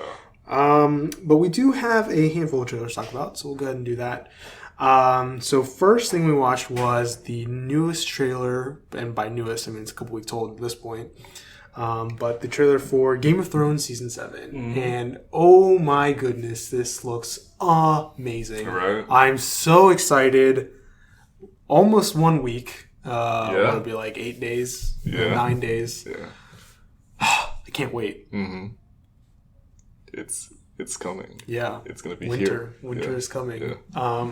Yeah, it just the trailer is supposed to make it look all exciting, but because we know they're approaching the end of the series, and I feel like there's still a lot more storylines that they need to tie up. I feel like there's going to be a lot less filler in this season than we have had in previous seasons, which can only be a good thing, I think. But yeah, I mean, just like everything in this trailer looked really intense, and I'm excited. Yeah, I mean, Dany's finally in Westeros. The dragons are in Westeros. Tyrion's coming back. Cersei's getting ready for war. The winter is coming. Yeah. All of it. Yeah. Uncle Benjen is back. Beric, he's back with his flaming sword. Yeah. I remember I was really happy when I saw that. Yeah. I always really liked his character for some reason, but I was just really happy when I saw that again. I thought he died. He doesn't die. Well, I mean, okay. I saw one Dothraki with two swords, using them at the same time while he was riding on the back of a horse. I didn't know he could do that. No, I take it back. He was riding the horse, but you know how some of the Dothraki were crouching on the saddle. I was like, oh yeah. I was like, he had two swords in the same hand. Like, what are you doing? But yeah, this just looks incredible, yeah. and I'm very excited. Me too.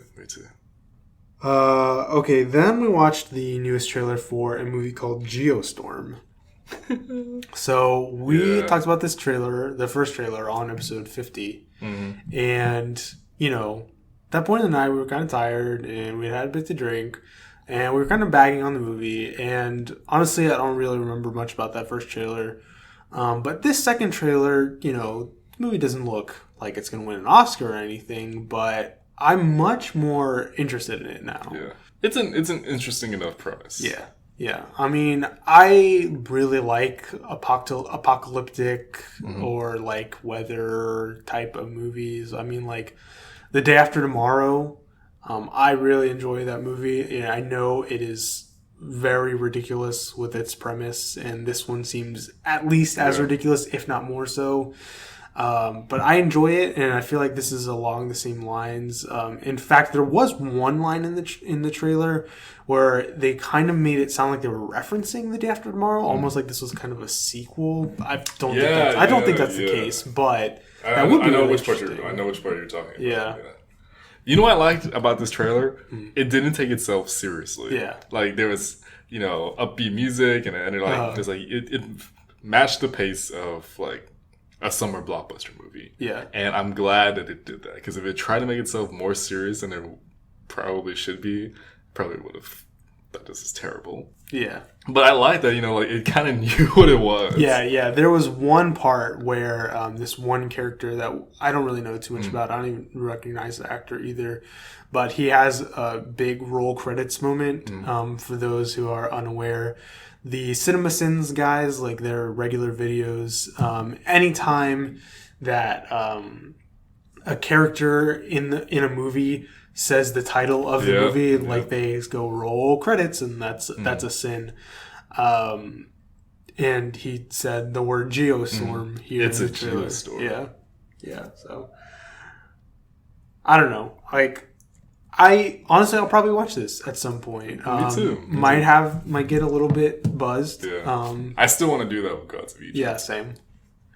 But I don't know. It looks like it could be dumb entertainment instead of just dumb I thought last time. Yeah. So the next trailer we watched was for a movie called A Ghost Story. Now, I didn't really know anything about this movie when I wrote it down for us to watch the trailer. But the first thing that we found out was that it's an indie movie. Yeah. It was a Sundance Film Festival thing, and that, or like I said last week, I'm just not that into the indie scene.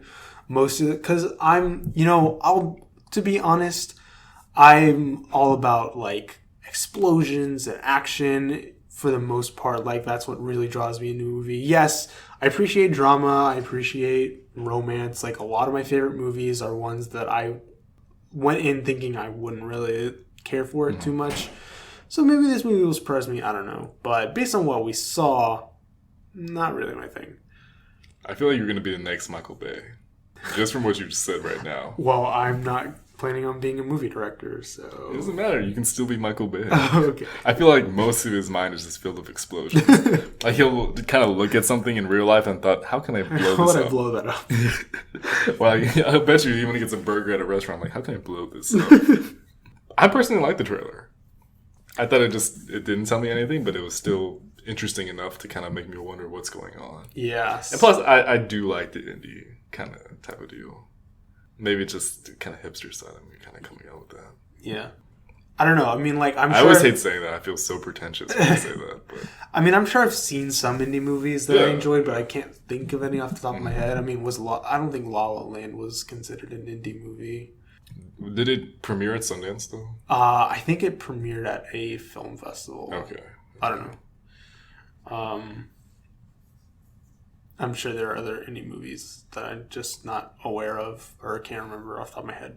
Anyway, so this movie stars Casey Affleck and an actress that I don't know. And basically he dies and he starts following her around with a bedsheet on his head. Not like in a funny way, like in a mysterious way, I guess. My interpretation was that he's a ghost and he's just kind of following her around.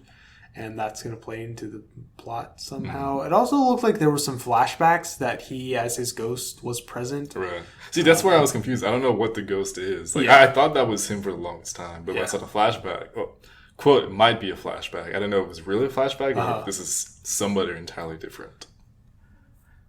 So I think that was what finally was the driving point for me to kind of consider, you know what, I probably would see this in theaters. I would probably pay money actually and go watch this. Yeah, I mean, I think that something really interesting is that they went with this very generic cliche bedsheet ghost costume, you know, very Charlie Brown, instead of like, I Gotta Rock. I mean, still the best part of that movie.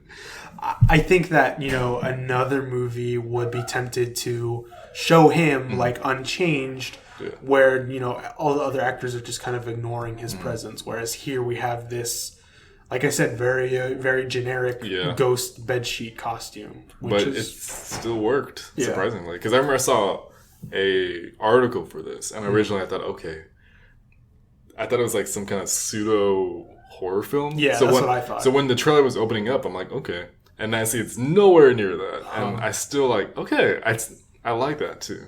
And like what you said, somehow the simplicity works. Yeah. And the way it's just juxtaposed with everything that's going on screen, I don't know, it's something so silly and simple, but in a weird way, it was also very graceful at the same time. Yeah. Again, indie movies, not my thing, but if maybe it'll be surprising. Who knows? Okay, then we watched a quick little teaser trailer for a Godzilla anime coming to Netflix. It was really short, so not much to talk about here. Yeah. It was in Japanese. There weren't even subtitles, so I have like no idea what they're saying. But there was some outer space, which is pretty uncharted territory for Godzilla. Yeah. I think. I bet you they're gonna give him a jetpack. So he's gonna start roaring and he goes into space. The other thing that I wanted to note was that I wasn't a huge fan of the art style.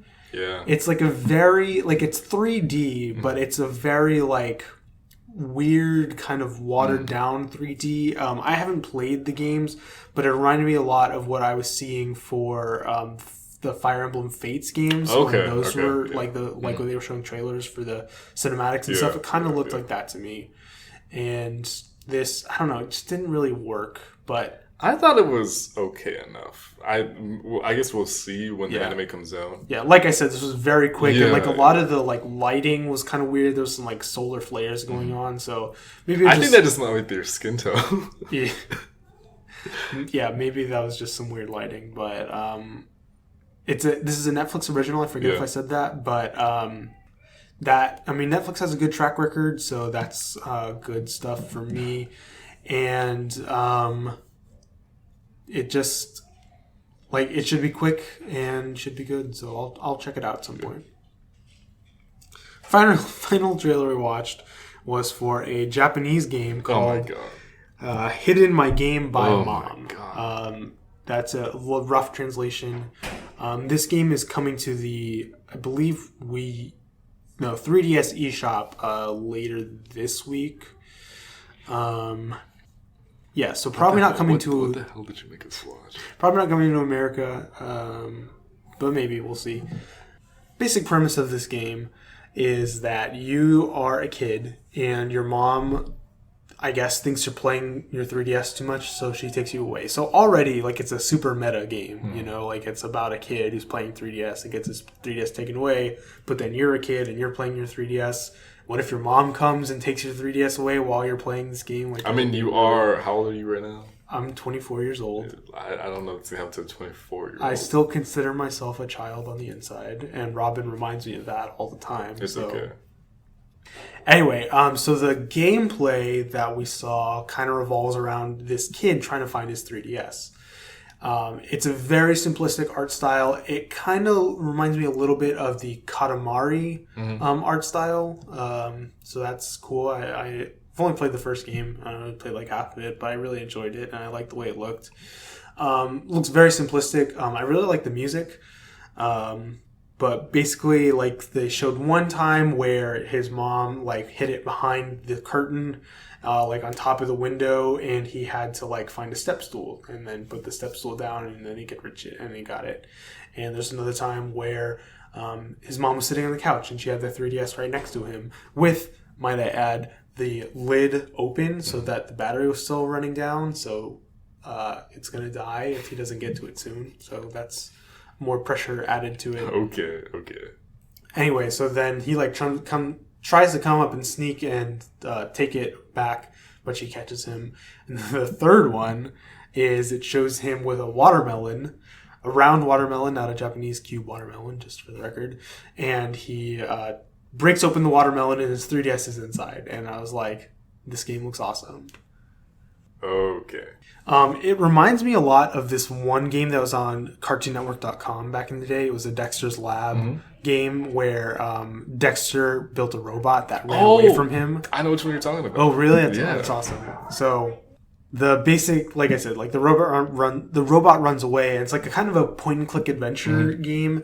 And I like a lot of times whenever you mention these things, I know what you're talking about. it reminds me why we click on the same level.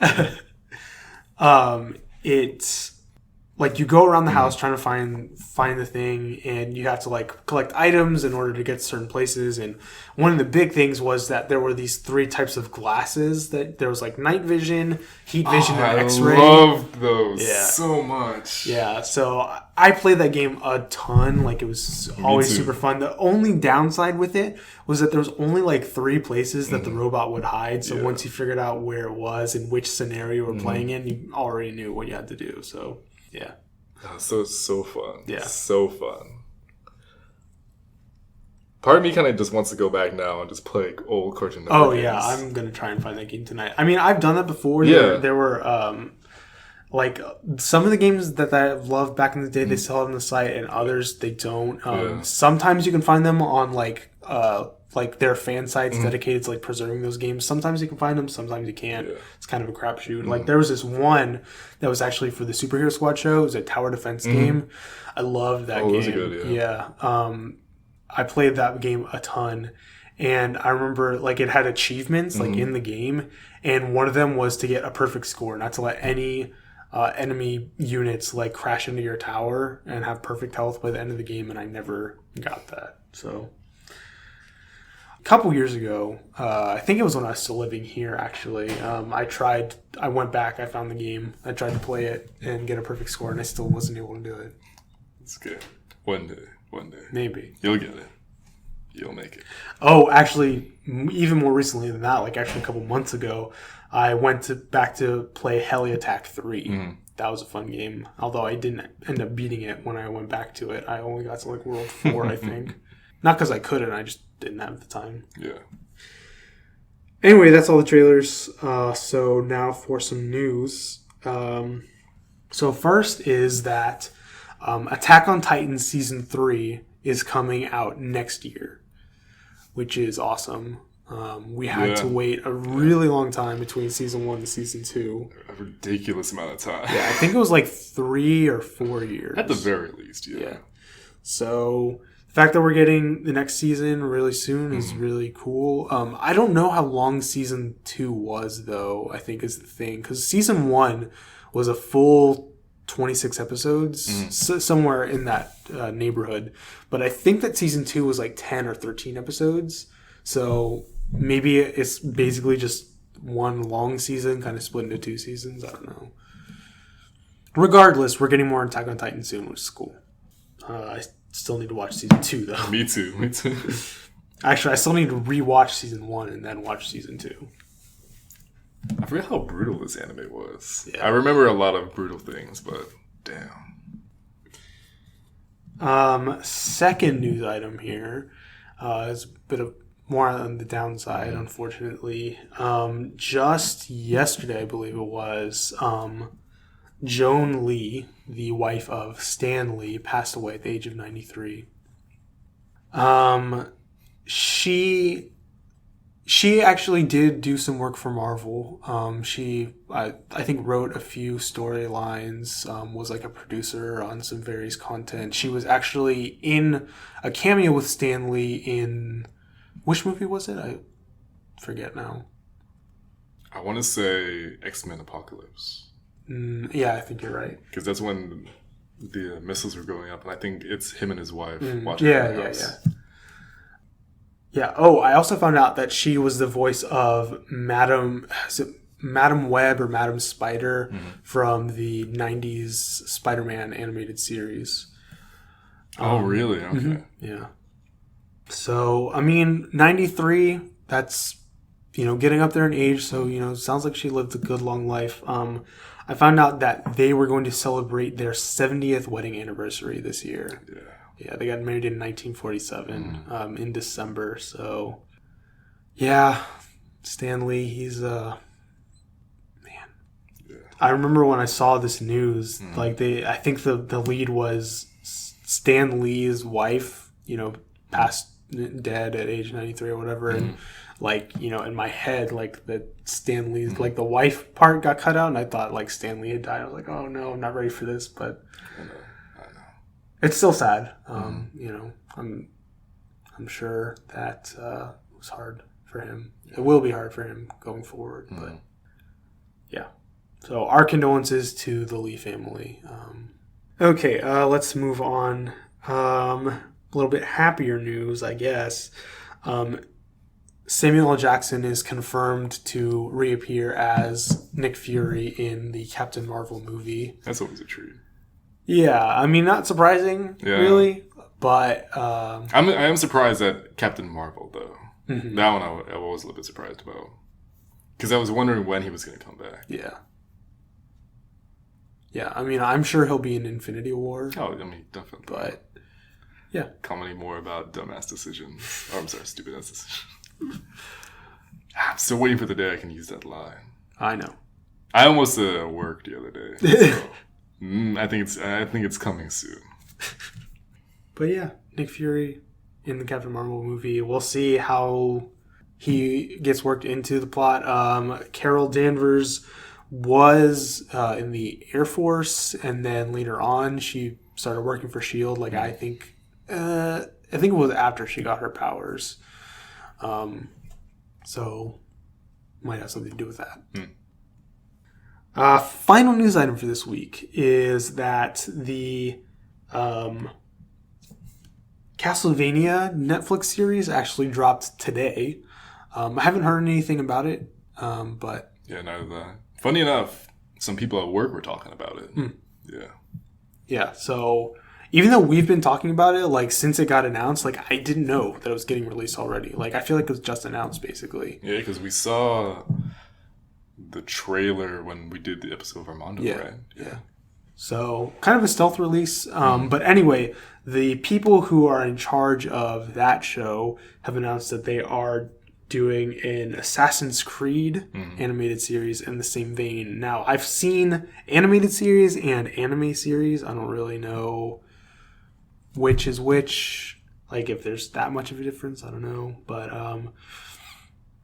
I think Assassin's Creed is a good pick for this kind of I'm sure it's not going to be like the same universe, but it's kind of the same concepts. Video game, animated, Netflix series. So, yeah, I mean, you're the big Assassin's Creed fan, so I feel like you should. I guess between the two of us, yeah I guess so. I think it's cool. I mean, I don't know if we've had like any official animated Assassin's Creed media, but I feel like we've talked about one before. Maybe it wasn't animated. Maybe it was like a...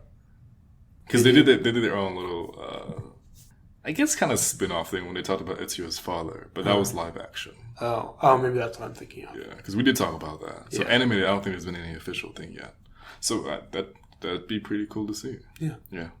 Okay, well, like I said, that's all of the news. And between moving and going out of town this past week, I haven't had a chance to wrap up anything that I've been watching. So I don't have any hot takes. I don't know if you do. So it was really late one night, and of course, Transformers The Last Night has dropped already. So I saw a little bit of Transformers The Last Night. And it wasn't like altogether, just different video clips and whatnot. Whatever's popped up on Instagram. I don't know if I should say I'm ashamed to say this, but I was pretty entertained. I'm not gonna lie. I mean, obviously there's some things I wish they didn't do, but there were some parts where I find myself busting out laughing. And I always tell myself, do not laugh at the humor at these movies. But somehow they know how to strike a chord, and I always find them amusing or entertaining or something at least, which I don't know why I can never just bring myself just to hate these movies, but I don't know why. But maybe when I finally watch this movie as a whole, we'll see from there. Aside from that, not really. It's been pretty busy for me this week too. I haven't really gotten to do anything really. Yeah. Okay, well, that's fine because now that means we get to move right to our feature topic, which I'm really excited about. We're going to be talking all about John Wick Chapter 2. So before we get into our thoughts and, plot summary and whatever, this is your official spoiler warning. We're going to be talking about every last tiny, minute detail. So if you haven't watched the movie, which I do recommend, and you don't want to get spoiled, then look in the description. I'll put timestamps to when to skip to, so go ahead and do that. John Wick Chapter 2. Start off the bat, just overall feelings. I enjoyed it a lot. As I was going through the movie, I was like, yeah, this is really good. This is at least as good as the original, if not better. Yeah. And then I felt that way right up until like the very end. And it kind of, we'll get there. But what happened at the end did take it down a couple notches in my book. But overall, I still thought it was a really good experience. See, for me, the things that happened at the end raised it up for me. Really? Yeah. Okay. Well, this will be a very interesting talk. Okay. But overall, really good. I mean, I liked it a lot. The action is incredible. The direction is just superb. Visually, it's awesome. You know what? I still really like... I know we talked about this before, the first one, but I like the way that everybody acts in this movie. They embrace the world that they're in, and I don't want to say they take themselves too seriously, but they know the role that they're playing. Yeah. And they make it believable enough to make you want to see, okay, you're invested into the character. And I like that. I like that they take the role seriously enough to become the character, but not seriously enough to be like, oh, this is going to define acting for the next generation. Yeah. So I think the best thing you could say about it really is that if you enjoyed the first movie, you will enjoy the second movie. Very much so. And I was really happy about that. Yeah. Yeah. I mean, when the movie first started, I was kind of worried that it was just going to be more of the same, and that's not what I wanted. But at the same time, a little bit, you kind of do. don't lie. You kind of want a little bit. yeah, a little bit. But no, I was afraid that, like... Yeah, I know what you mean, though. Like, the dog was going to get killed, and that... he's going to rehash the whole thing. Yeah, and his car was going to get destroyed, and that was going to send him on another rampage. But fortunately, they did mix it up. So... Yeah, I don't want to do just, like, a straight, like, summary of the movie. Kind of just talk about the highlights. I mean, basically what happens, it's actually a pretty straightforward summary. I mean, he gets his car back from the first movie. Yeah. He spares the brother of the Russian dude in the first one. Yeah. He gets home, chills out for a little bit, then this Italian dude comes up and is like, hey, remember me? And he's like, you owe me, so I need you to do this thing for me. And he gives him a marker. And John's like, nah. And he's like, okay. And the Italian dude walks off. Then he blows up his house with a grenade launcher. Can we talk about his name for a second? His name is Santino D'Antonio, which is like kind of a tongue twister, and also like a very Italian name. Yeah. And then from there, John accepts the duty. He goes to Italy to kill Santino's sister.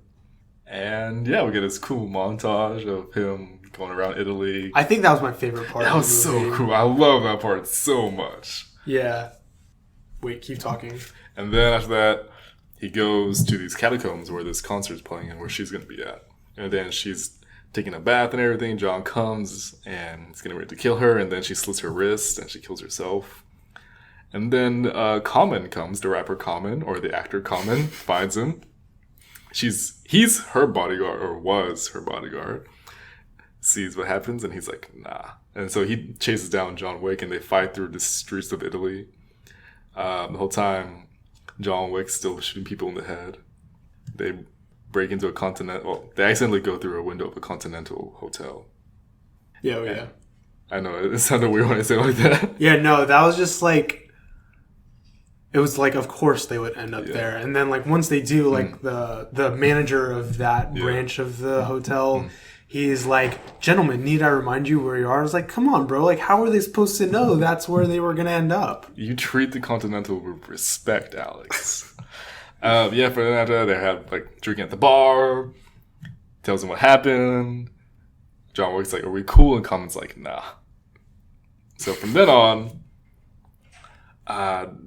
I kind of forget why this happens, but I'm not sure why Santino really turns on John after that. But he essentially puts a contract on John for about, how much was it? Like $3 million? $7 million. $7 million. I was way off. And all these assassins are hunting John. And so by the time he gets back to America, he's pretty much beaten up and everything. Yeah. So he goes into this underground network of homeless people to take him in. He meets up with Morpheus, who he had a former encounter with John. He almost killed him. Then he became Lord of the Homeless People. And he has this whole system of carrier pigeons going around New York. And they get him to this place. It's this museum that Santino has where he's going to be officially inducted into this, I guess, head crime syndicate. I'm not really sure. They didn't really specify. And then after that, John just kills all the people in that museum. Santino runs into the Continental Hotel. He decides that, you know what, I'm going to stay here. I'm going to camp out right here. You can't touch me if I'm here. Yeah. John goes. He says, what up, bro? And then John shoots him in the head. It ends. From then on, Ian McShane's character says he's excommunicated, but he gives John a head start so that he can, I guess, be on top of the game before the assassins come after him. Mm-hmm. And the movie ends from there. Yeah. That has to be probably the easiest summary we've ever made. Probably. So let's do. I mean, I guess let's just start with the ending because that's what we didn't like, or that's what I didn't like. Sorry, and then we'll do what we didn't like. Other than that, and then the good stuff. Okay, so you go first because I actually really want to hear what you have to say. All right, so the ending. There's two things that I didn't like about the ending. Okay, so with the ending, at which point are we starting with the ending? So the first thing that I didn't like was when he kills Santino. Okay. It just felt.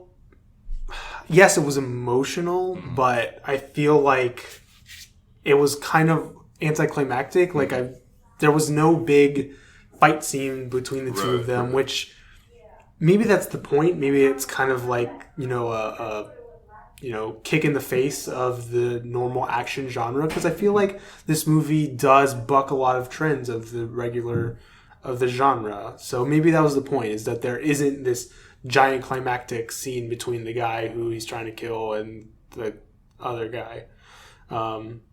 But it also felt like lazy to me in a way. Like That's fair. Yeah, it's just like, well, we don't really know how to finish this in a cool way, so we're just gonna have him kill him here and now.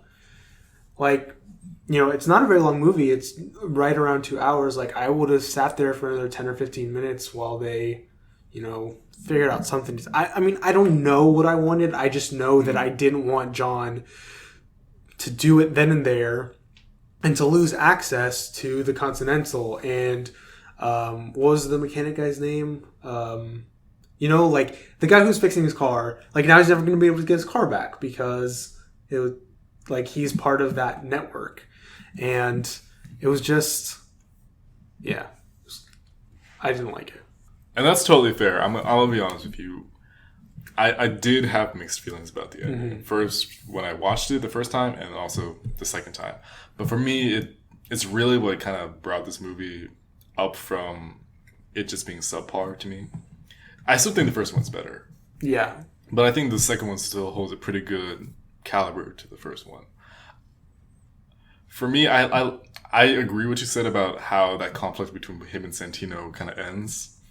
But I mean, you already know this because I don't think they could have had a big fight scene with Santino because he's nothing like the Russian mobster from the first one. Right. I don't see Santino getting into a fist fight or anything like that. Yeah.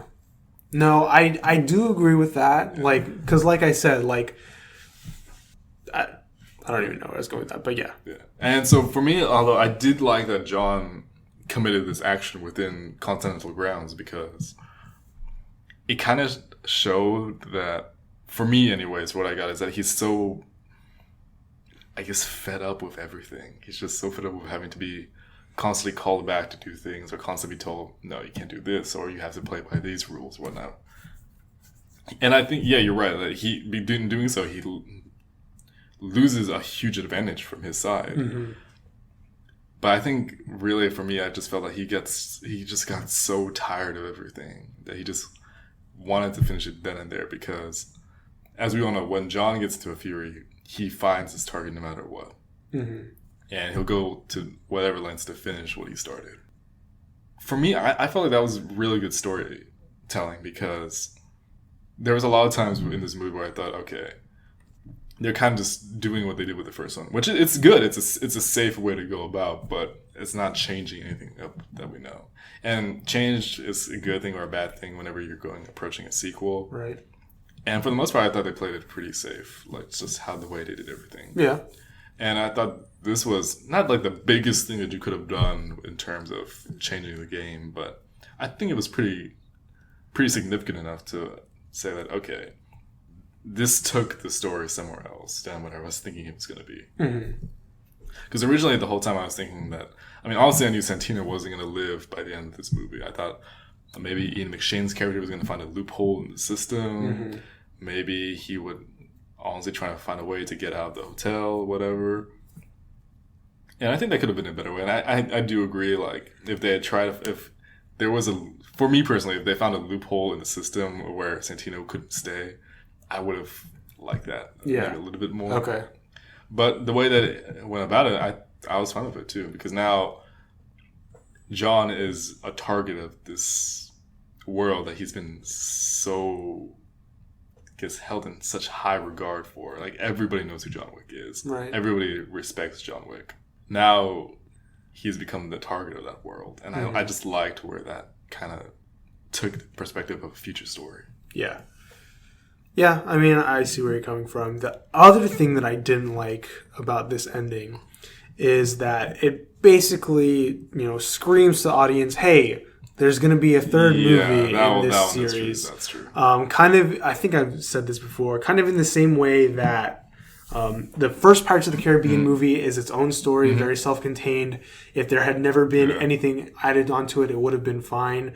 And then they decided to go ahead and make a sequel. Oh, that's what the other hot take was. Sorry, I was rewatching some of Pirates of the Caribbean. I don't know why that happened, but I just did. Okay. Sorry. Wait, the first one? All three. Okay. Yeah. As entertaining as I remember. Like, say what you will about these movies. I can like sit down and watch these movies. Yeah. And just have fun with them. Yeah. Sorry. That's okay. Anyway, so the first one is like its own really good, really self-contained story, and then the second one, I won't spoil what happens, but I mean the characters basically say, "Hey, we need to get together again for another adventure," which signals to the audience, "Oh, there's going to be a third one." And here, the way they leave it off, it's not quite to that degree as in Pirates, but it's like as good as saying there's going to be a third movie. And I just like. I'm fine with there being more to this world because I really do like. I mean, John Wick is like fine as a character. He's not like the best part of the movie, but I really do like the idea of the Continental and this idea of the high table that they introduced in this movie. Want to learn more about that? Just all of that is great, but I don't need them to say to me there's going to be more. I want to be surprised when I find out that there's going to be a third movie in the series. So that was kind of lame, but. Those were my two biggest gripes, and they did come at the very end of the movie, which is good because up until then I was really enjoying it, but it's also bad because then it kind of left me with a little bit of a sour taste in my mouth. But overall, I still enjoyed the movie. Other things I didn't like about the movie. Like I said, when the movie first started, I was really worried that they were going to... it was going to kind of be the same thing again. Like he has the dog, he has the car... right after his house gets blown up, Jimmy the cop shows up, and I thought it was really funny. I was like, oh, no, like they're kind of just reusing the same jokes because like the exchange that John and Jimmy have is almost identical from the first movie. Right. See, I was okay with that though because for me that just showed what the basis of their relationship is. That's all they have to say to each other. That's all you need to know. So I understand where you're coming from. Like everything you had, like that's basically what I at first didn't like about the movie. Well, I didn't like. I had some hesitation. That part though, I do agree with that, but I just like that that's all they have to say. And we're like, no, I did too because like when I said when we reviewed the first one, Jimmy was my favorite part of the movie. So I was fine with him being back, but it also did kind of worry me. But then as the movie progressed, like I thought it did a good job of differentiating itself from the first one. Especially like when it took the whole assassin world into a new context because.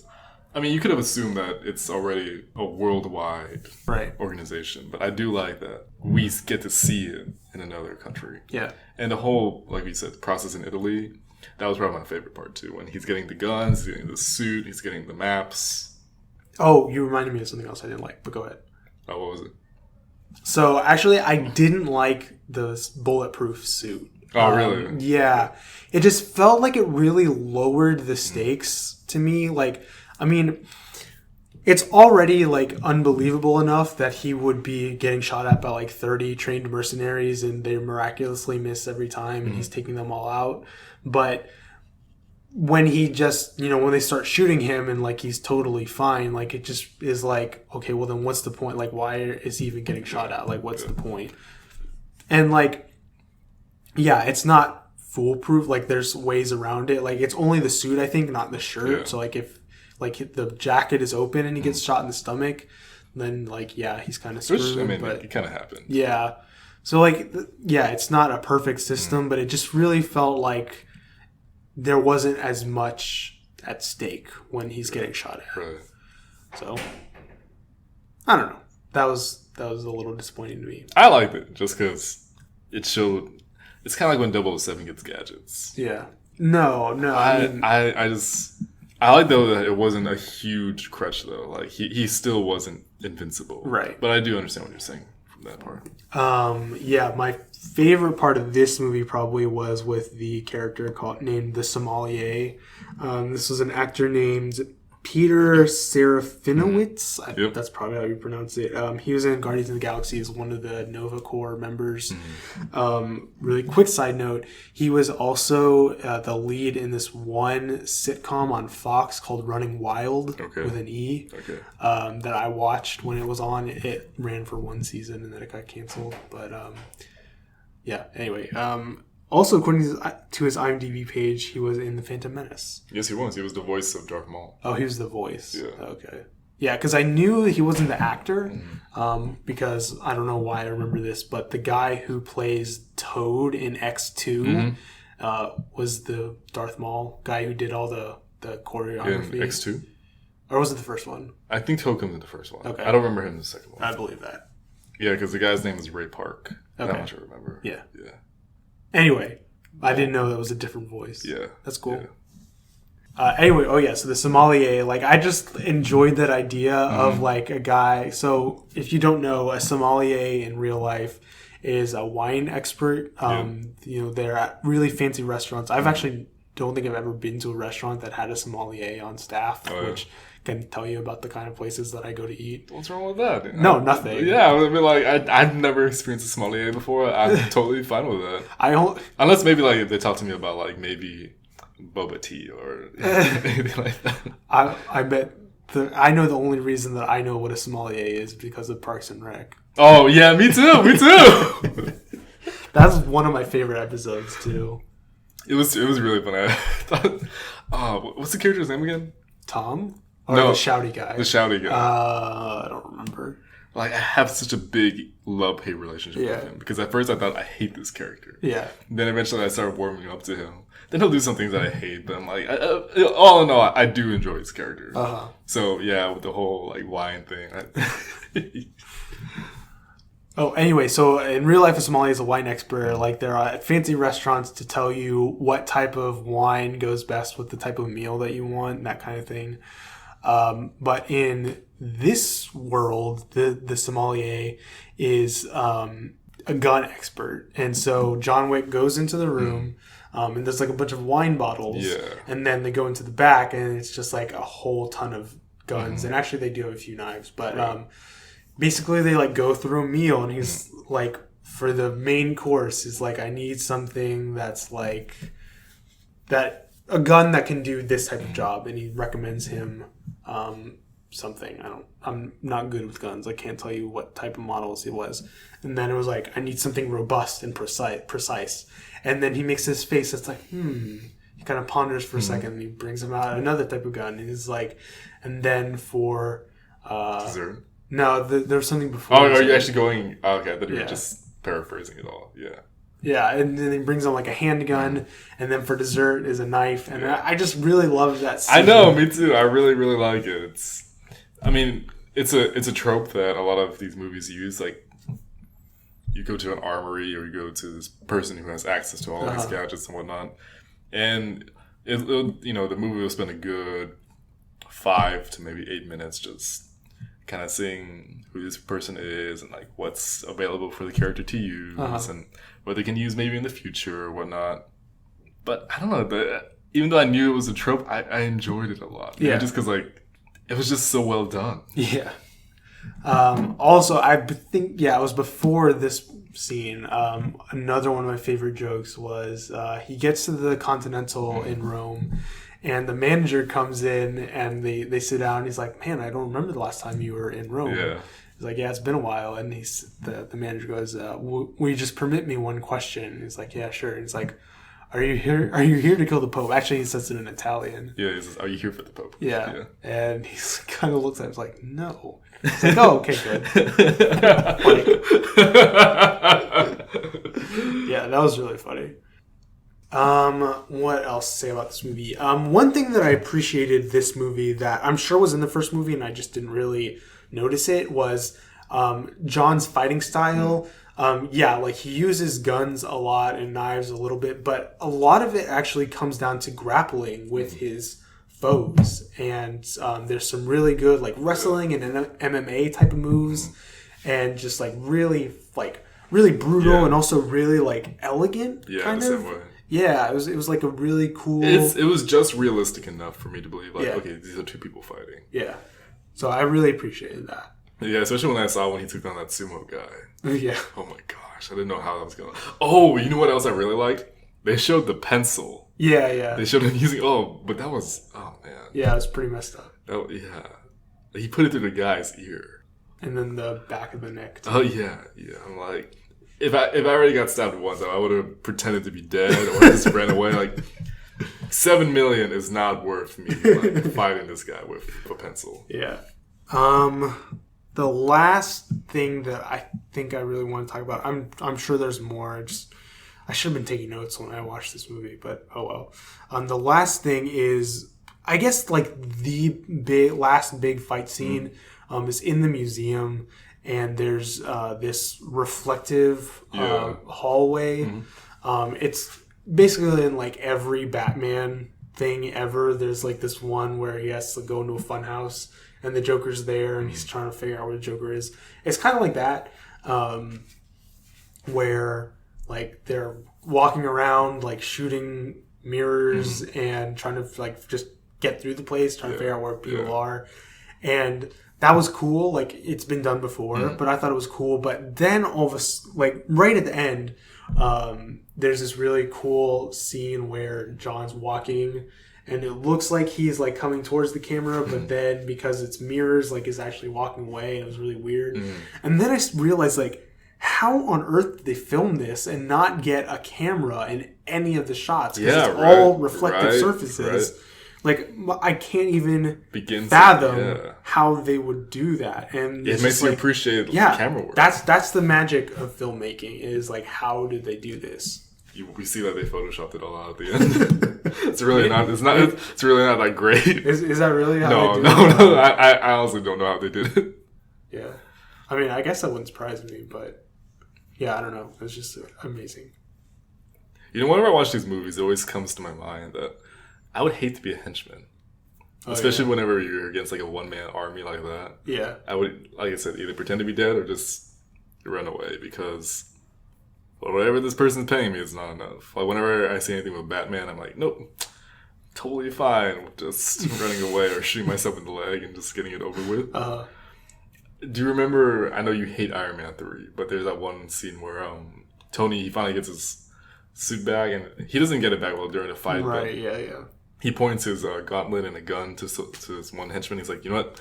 I don't even like working here. They're just so weird. And he just lets him go. I want to be that guy. Yeah. Like, I found like that's like the most relatable part of Iron Man 3. Like, I would totally be that guy. Like, where's the glory, like, where's the glory in going down fighting against these superhumans? There's a reason that you're not a challenge for them in that way. Yeah, you could like argue that, probability is going to be in your cause. Like, no, you get the strength of numbers. No, it doesn't work like that. Yeah, I don't think I have anything else to say about it. Yeah, neither do I. I still enjoyed it as much as I did the first time watching this. Good. And I'm glad I got to watch it again. It was fun. It was really fun. What can I say except you're welcome? Last thing though. I do like that with the fight with Common, he kind of just leaves him on the train. Oh, yeah. Thank you for bringing that up. I remember. So they have this fight on the subway. Actually, two things I want to say about this. One, so they have this whole fight on the subway. I think we might be on the same page. Maybe. Okay. This might have been the most unrealistic part of the movie, is that while they're having this fight, no one is on their phone trying to film it and like put it on World Star. I actually did not think about that. That's actually really, really interesting. Yeah. So that, like, I don't know why I noticed that, but it just like that's very unrealistic. Like, everybody would have had their phone out trying to film it. But anyway, the other thing is that at the very end, he takes the knife and shoves it into his chest, and he tells him, the knife is stuck in your aorta. If you pull it out, you'll bleed out and die. So I'm giving you a chance to live. You're welcome. Yeah, and it's a professional courtesy. Oh yeah. And then John gets off the subway train and the doors close and then the train goes off. And I was like, that dude's not dead. He's coming back at the end to like help him or kill him or something. And then he didn't show up. And honestly, I didn't realize that until we started talking about this. I was like, just forgot about him. I was like, that dude didn't come back. That's very surprising to me. To be fair, though, he did have a knife in his heart. Yeah, so. but it's like that thing in movies where like if you don't see them die, then they're not dead. Yeah. It's like the whole spoiler. It's like the whole thing that they argued about Stannis Baratheon when season 6 started. We didn't see him die, so he's still alive. Yeah. What I was gonna say is that a lot of the civilians kind of took this whole thing in stride. You know what I mean? Yeah. I mean, by the end of that fight on the train, like they do on the subway, they do. Well, it was a train, subway train. Yeah. They do like run out of the cars, but for the most part, everybody's pretty chill about it. Like they see him killing him, he's bleeding out. Nobody really says anything. They're like, that's cool. All right, so we didn't get any emails, unfortunately, although I have to say not terribly surprised. So anyway, that does bring us to the final segment of the show, which is the Infant Fights, a.k.a. the Kevin segment. So... I saw Kevin last week, by the way. Oh, yeah? Yeah, he's doing pretty well. That's good. Yeah. That's good. Does he have a big boy job now? No, not yet. Okay. Anyway, so this week we're going to have Agent Smith from The Matrix versus Chairman Albert Wesker from the Resident Evil franchise. Okay. Now, one caveat here, I am going to have to limit Agent Smith to one single Agent Smith. Okay. That would seem a little unfair to me. That's fine. So, I'm guessing that just like with the Nemesis, you're going to want to take Smith. Yeah. Okay. So, you went first last time. Me go first. Yes. So, I have to ask, what is this a fight of? To the death? I mean, any certain abilities or anything? Because last time you and I faced off, it was like the battle between the undead. Right. They're just like... duking it out? No, I mean... on the surface level, like, they're bad guys with black trench coats and sunglasses. Oh, look out. And then their powers are actually fairly similar, not 100%, but there are some similarities. But I'll get into that when I talk about my dude. Okay. So I still think this is a little bit hard considering that my guy is a computer program. But let's just say somehow, this is already hard because the Matrix is like what depends on everything though. Is this going to work? Okay, let's just suspend the whole Matrix. If he comes out of the Matrix, he still retains some of his abilities, okay? Okay. So, Agent Smith is there a certain name for him? It's just Smith. Because I know the agents are like the security programming of the Matrix. Right. So I didn't know there was a certain name for that. I'll just go off that. He is one of the security programmings at the Matrix. So his job is to hunt down and find irregularities within the Matrix and take them down. And in doing so, being an agent, he's granted with extreme capabilities. He is extremely durable. He's extremely fast. He's extremely skilled in firearms and hand-to-hand combat. He's extremely intelligent. Basically, anything of the extremes, he's extreme. He also has a really cool way of talking to his opponents, like Mr. Anderson. So, what's your guy's name again? Wesker. I guess Mr. Wesker. That doesn't have the same ring to it.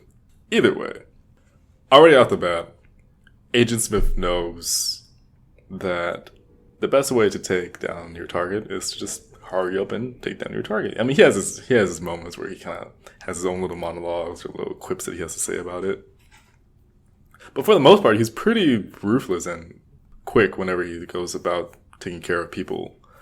And in doing so, he has a very, very diverse way of going about it. Like I said before, he can straight up shoot them, but he's also smart enough to know that a lot of his opponents can't be just killed by shooting them. So a lot of times, his use of guns are just kind of like little helpers to kind of like either distract them, or maybe in the grand scheme of things, a bullet's gonna find its way and kind of shoot the guy.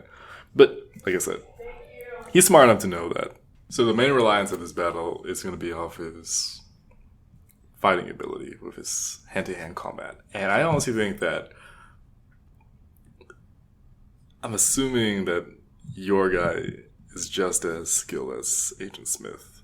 And it's going to be a pretty close battle. It's probably going to exceed the fight that we had in Matrix Revolutions. But hey. I think in the end, though, that Agent Smith will win. Primarily because of just how durable he is. Like, you can hit him with everything. You can throw him around. You can punch him 100 times in the face, and he still won't go down. And that's also another factor in it, too. He just doesn't know when to give up. The man took over... Oh, not the man. I guess he kind of... The dude took over the entire Matrix. He took over an entire computer system that generated an entire world. And he just wouldn't stop. He just kept making more of himself. If that doesn't say, like, persistence and ambition, hey, I don't know what's going to do that. But I honestly think that everything of them is pretty much equal in, but I do think that his durability and his ambition will drive him to the end. And if not, then he can just turn him into another Agent Smith. So, like with our fanfic fight a couple weeks ago between Grundy and the Nemesis, all of my knowledge about my guy is going to be coming from Marvel vs. Capcom 3, because, that game's my jam, and Resident Evil not so much. But that's fine, because it gives me I still have plenty to talk about. So, Albert Wesker is the chairman of the Umbrella Corporation, which is the bad guys responsible for the creation of the T-Virus, which is responsible for the zombification of pretty much the entire world. So this dude's pretty bad. Should go without saying. And at some point in the chronology of the series, he manages to infuse himself with the T-Virus without turning into a zombie, and it gives him superpowers. So he has super strength, super durability and healing and all that kind of good stuff, and teleportation. Those are the only powers that I am aware of. There could be more, I don't really know, but that's plenty for him to be able to go toe-to-toe with Agent Smith for a long time. So in addition to that, he also has access to some weapons of his own. He has a handgun. I believe it's a Desert Eagle, but I'm not positive about that. Mr. I don't know my models of guns. Regardless, he has a handgun that he uses to, shoot a lot. Pew, pew, pew. Yeah, exactly. And he also has access to hammer space. So going back to that, his level 3 hyper combo in UMVC3. He does a bunch of kung fu moves and whatever, but then he ends it by pulling out a ballistic missile and throwing it down at his opponent and blowing them up. So he can, either summon missiles out of thin air or has access to hammer space.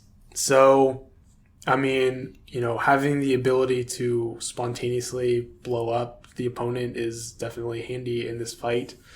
And,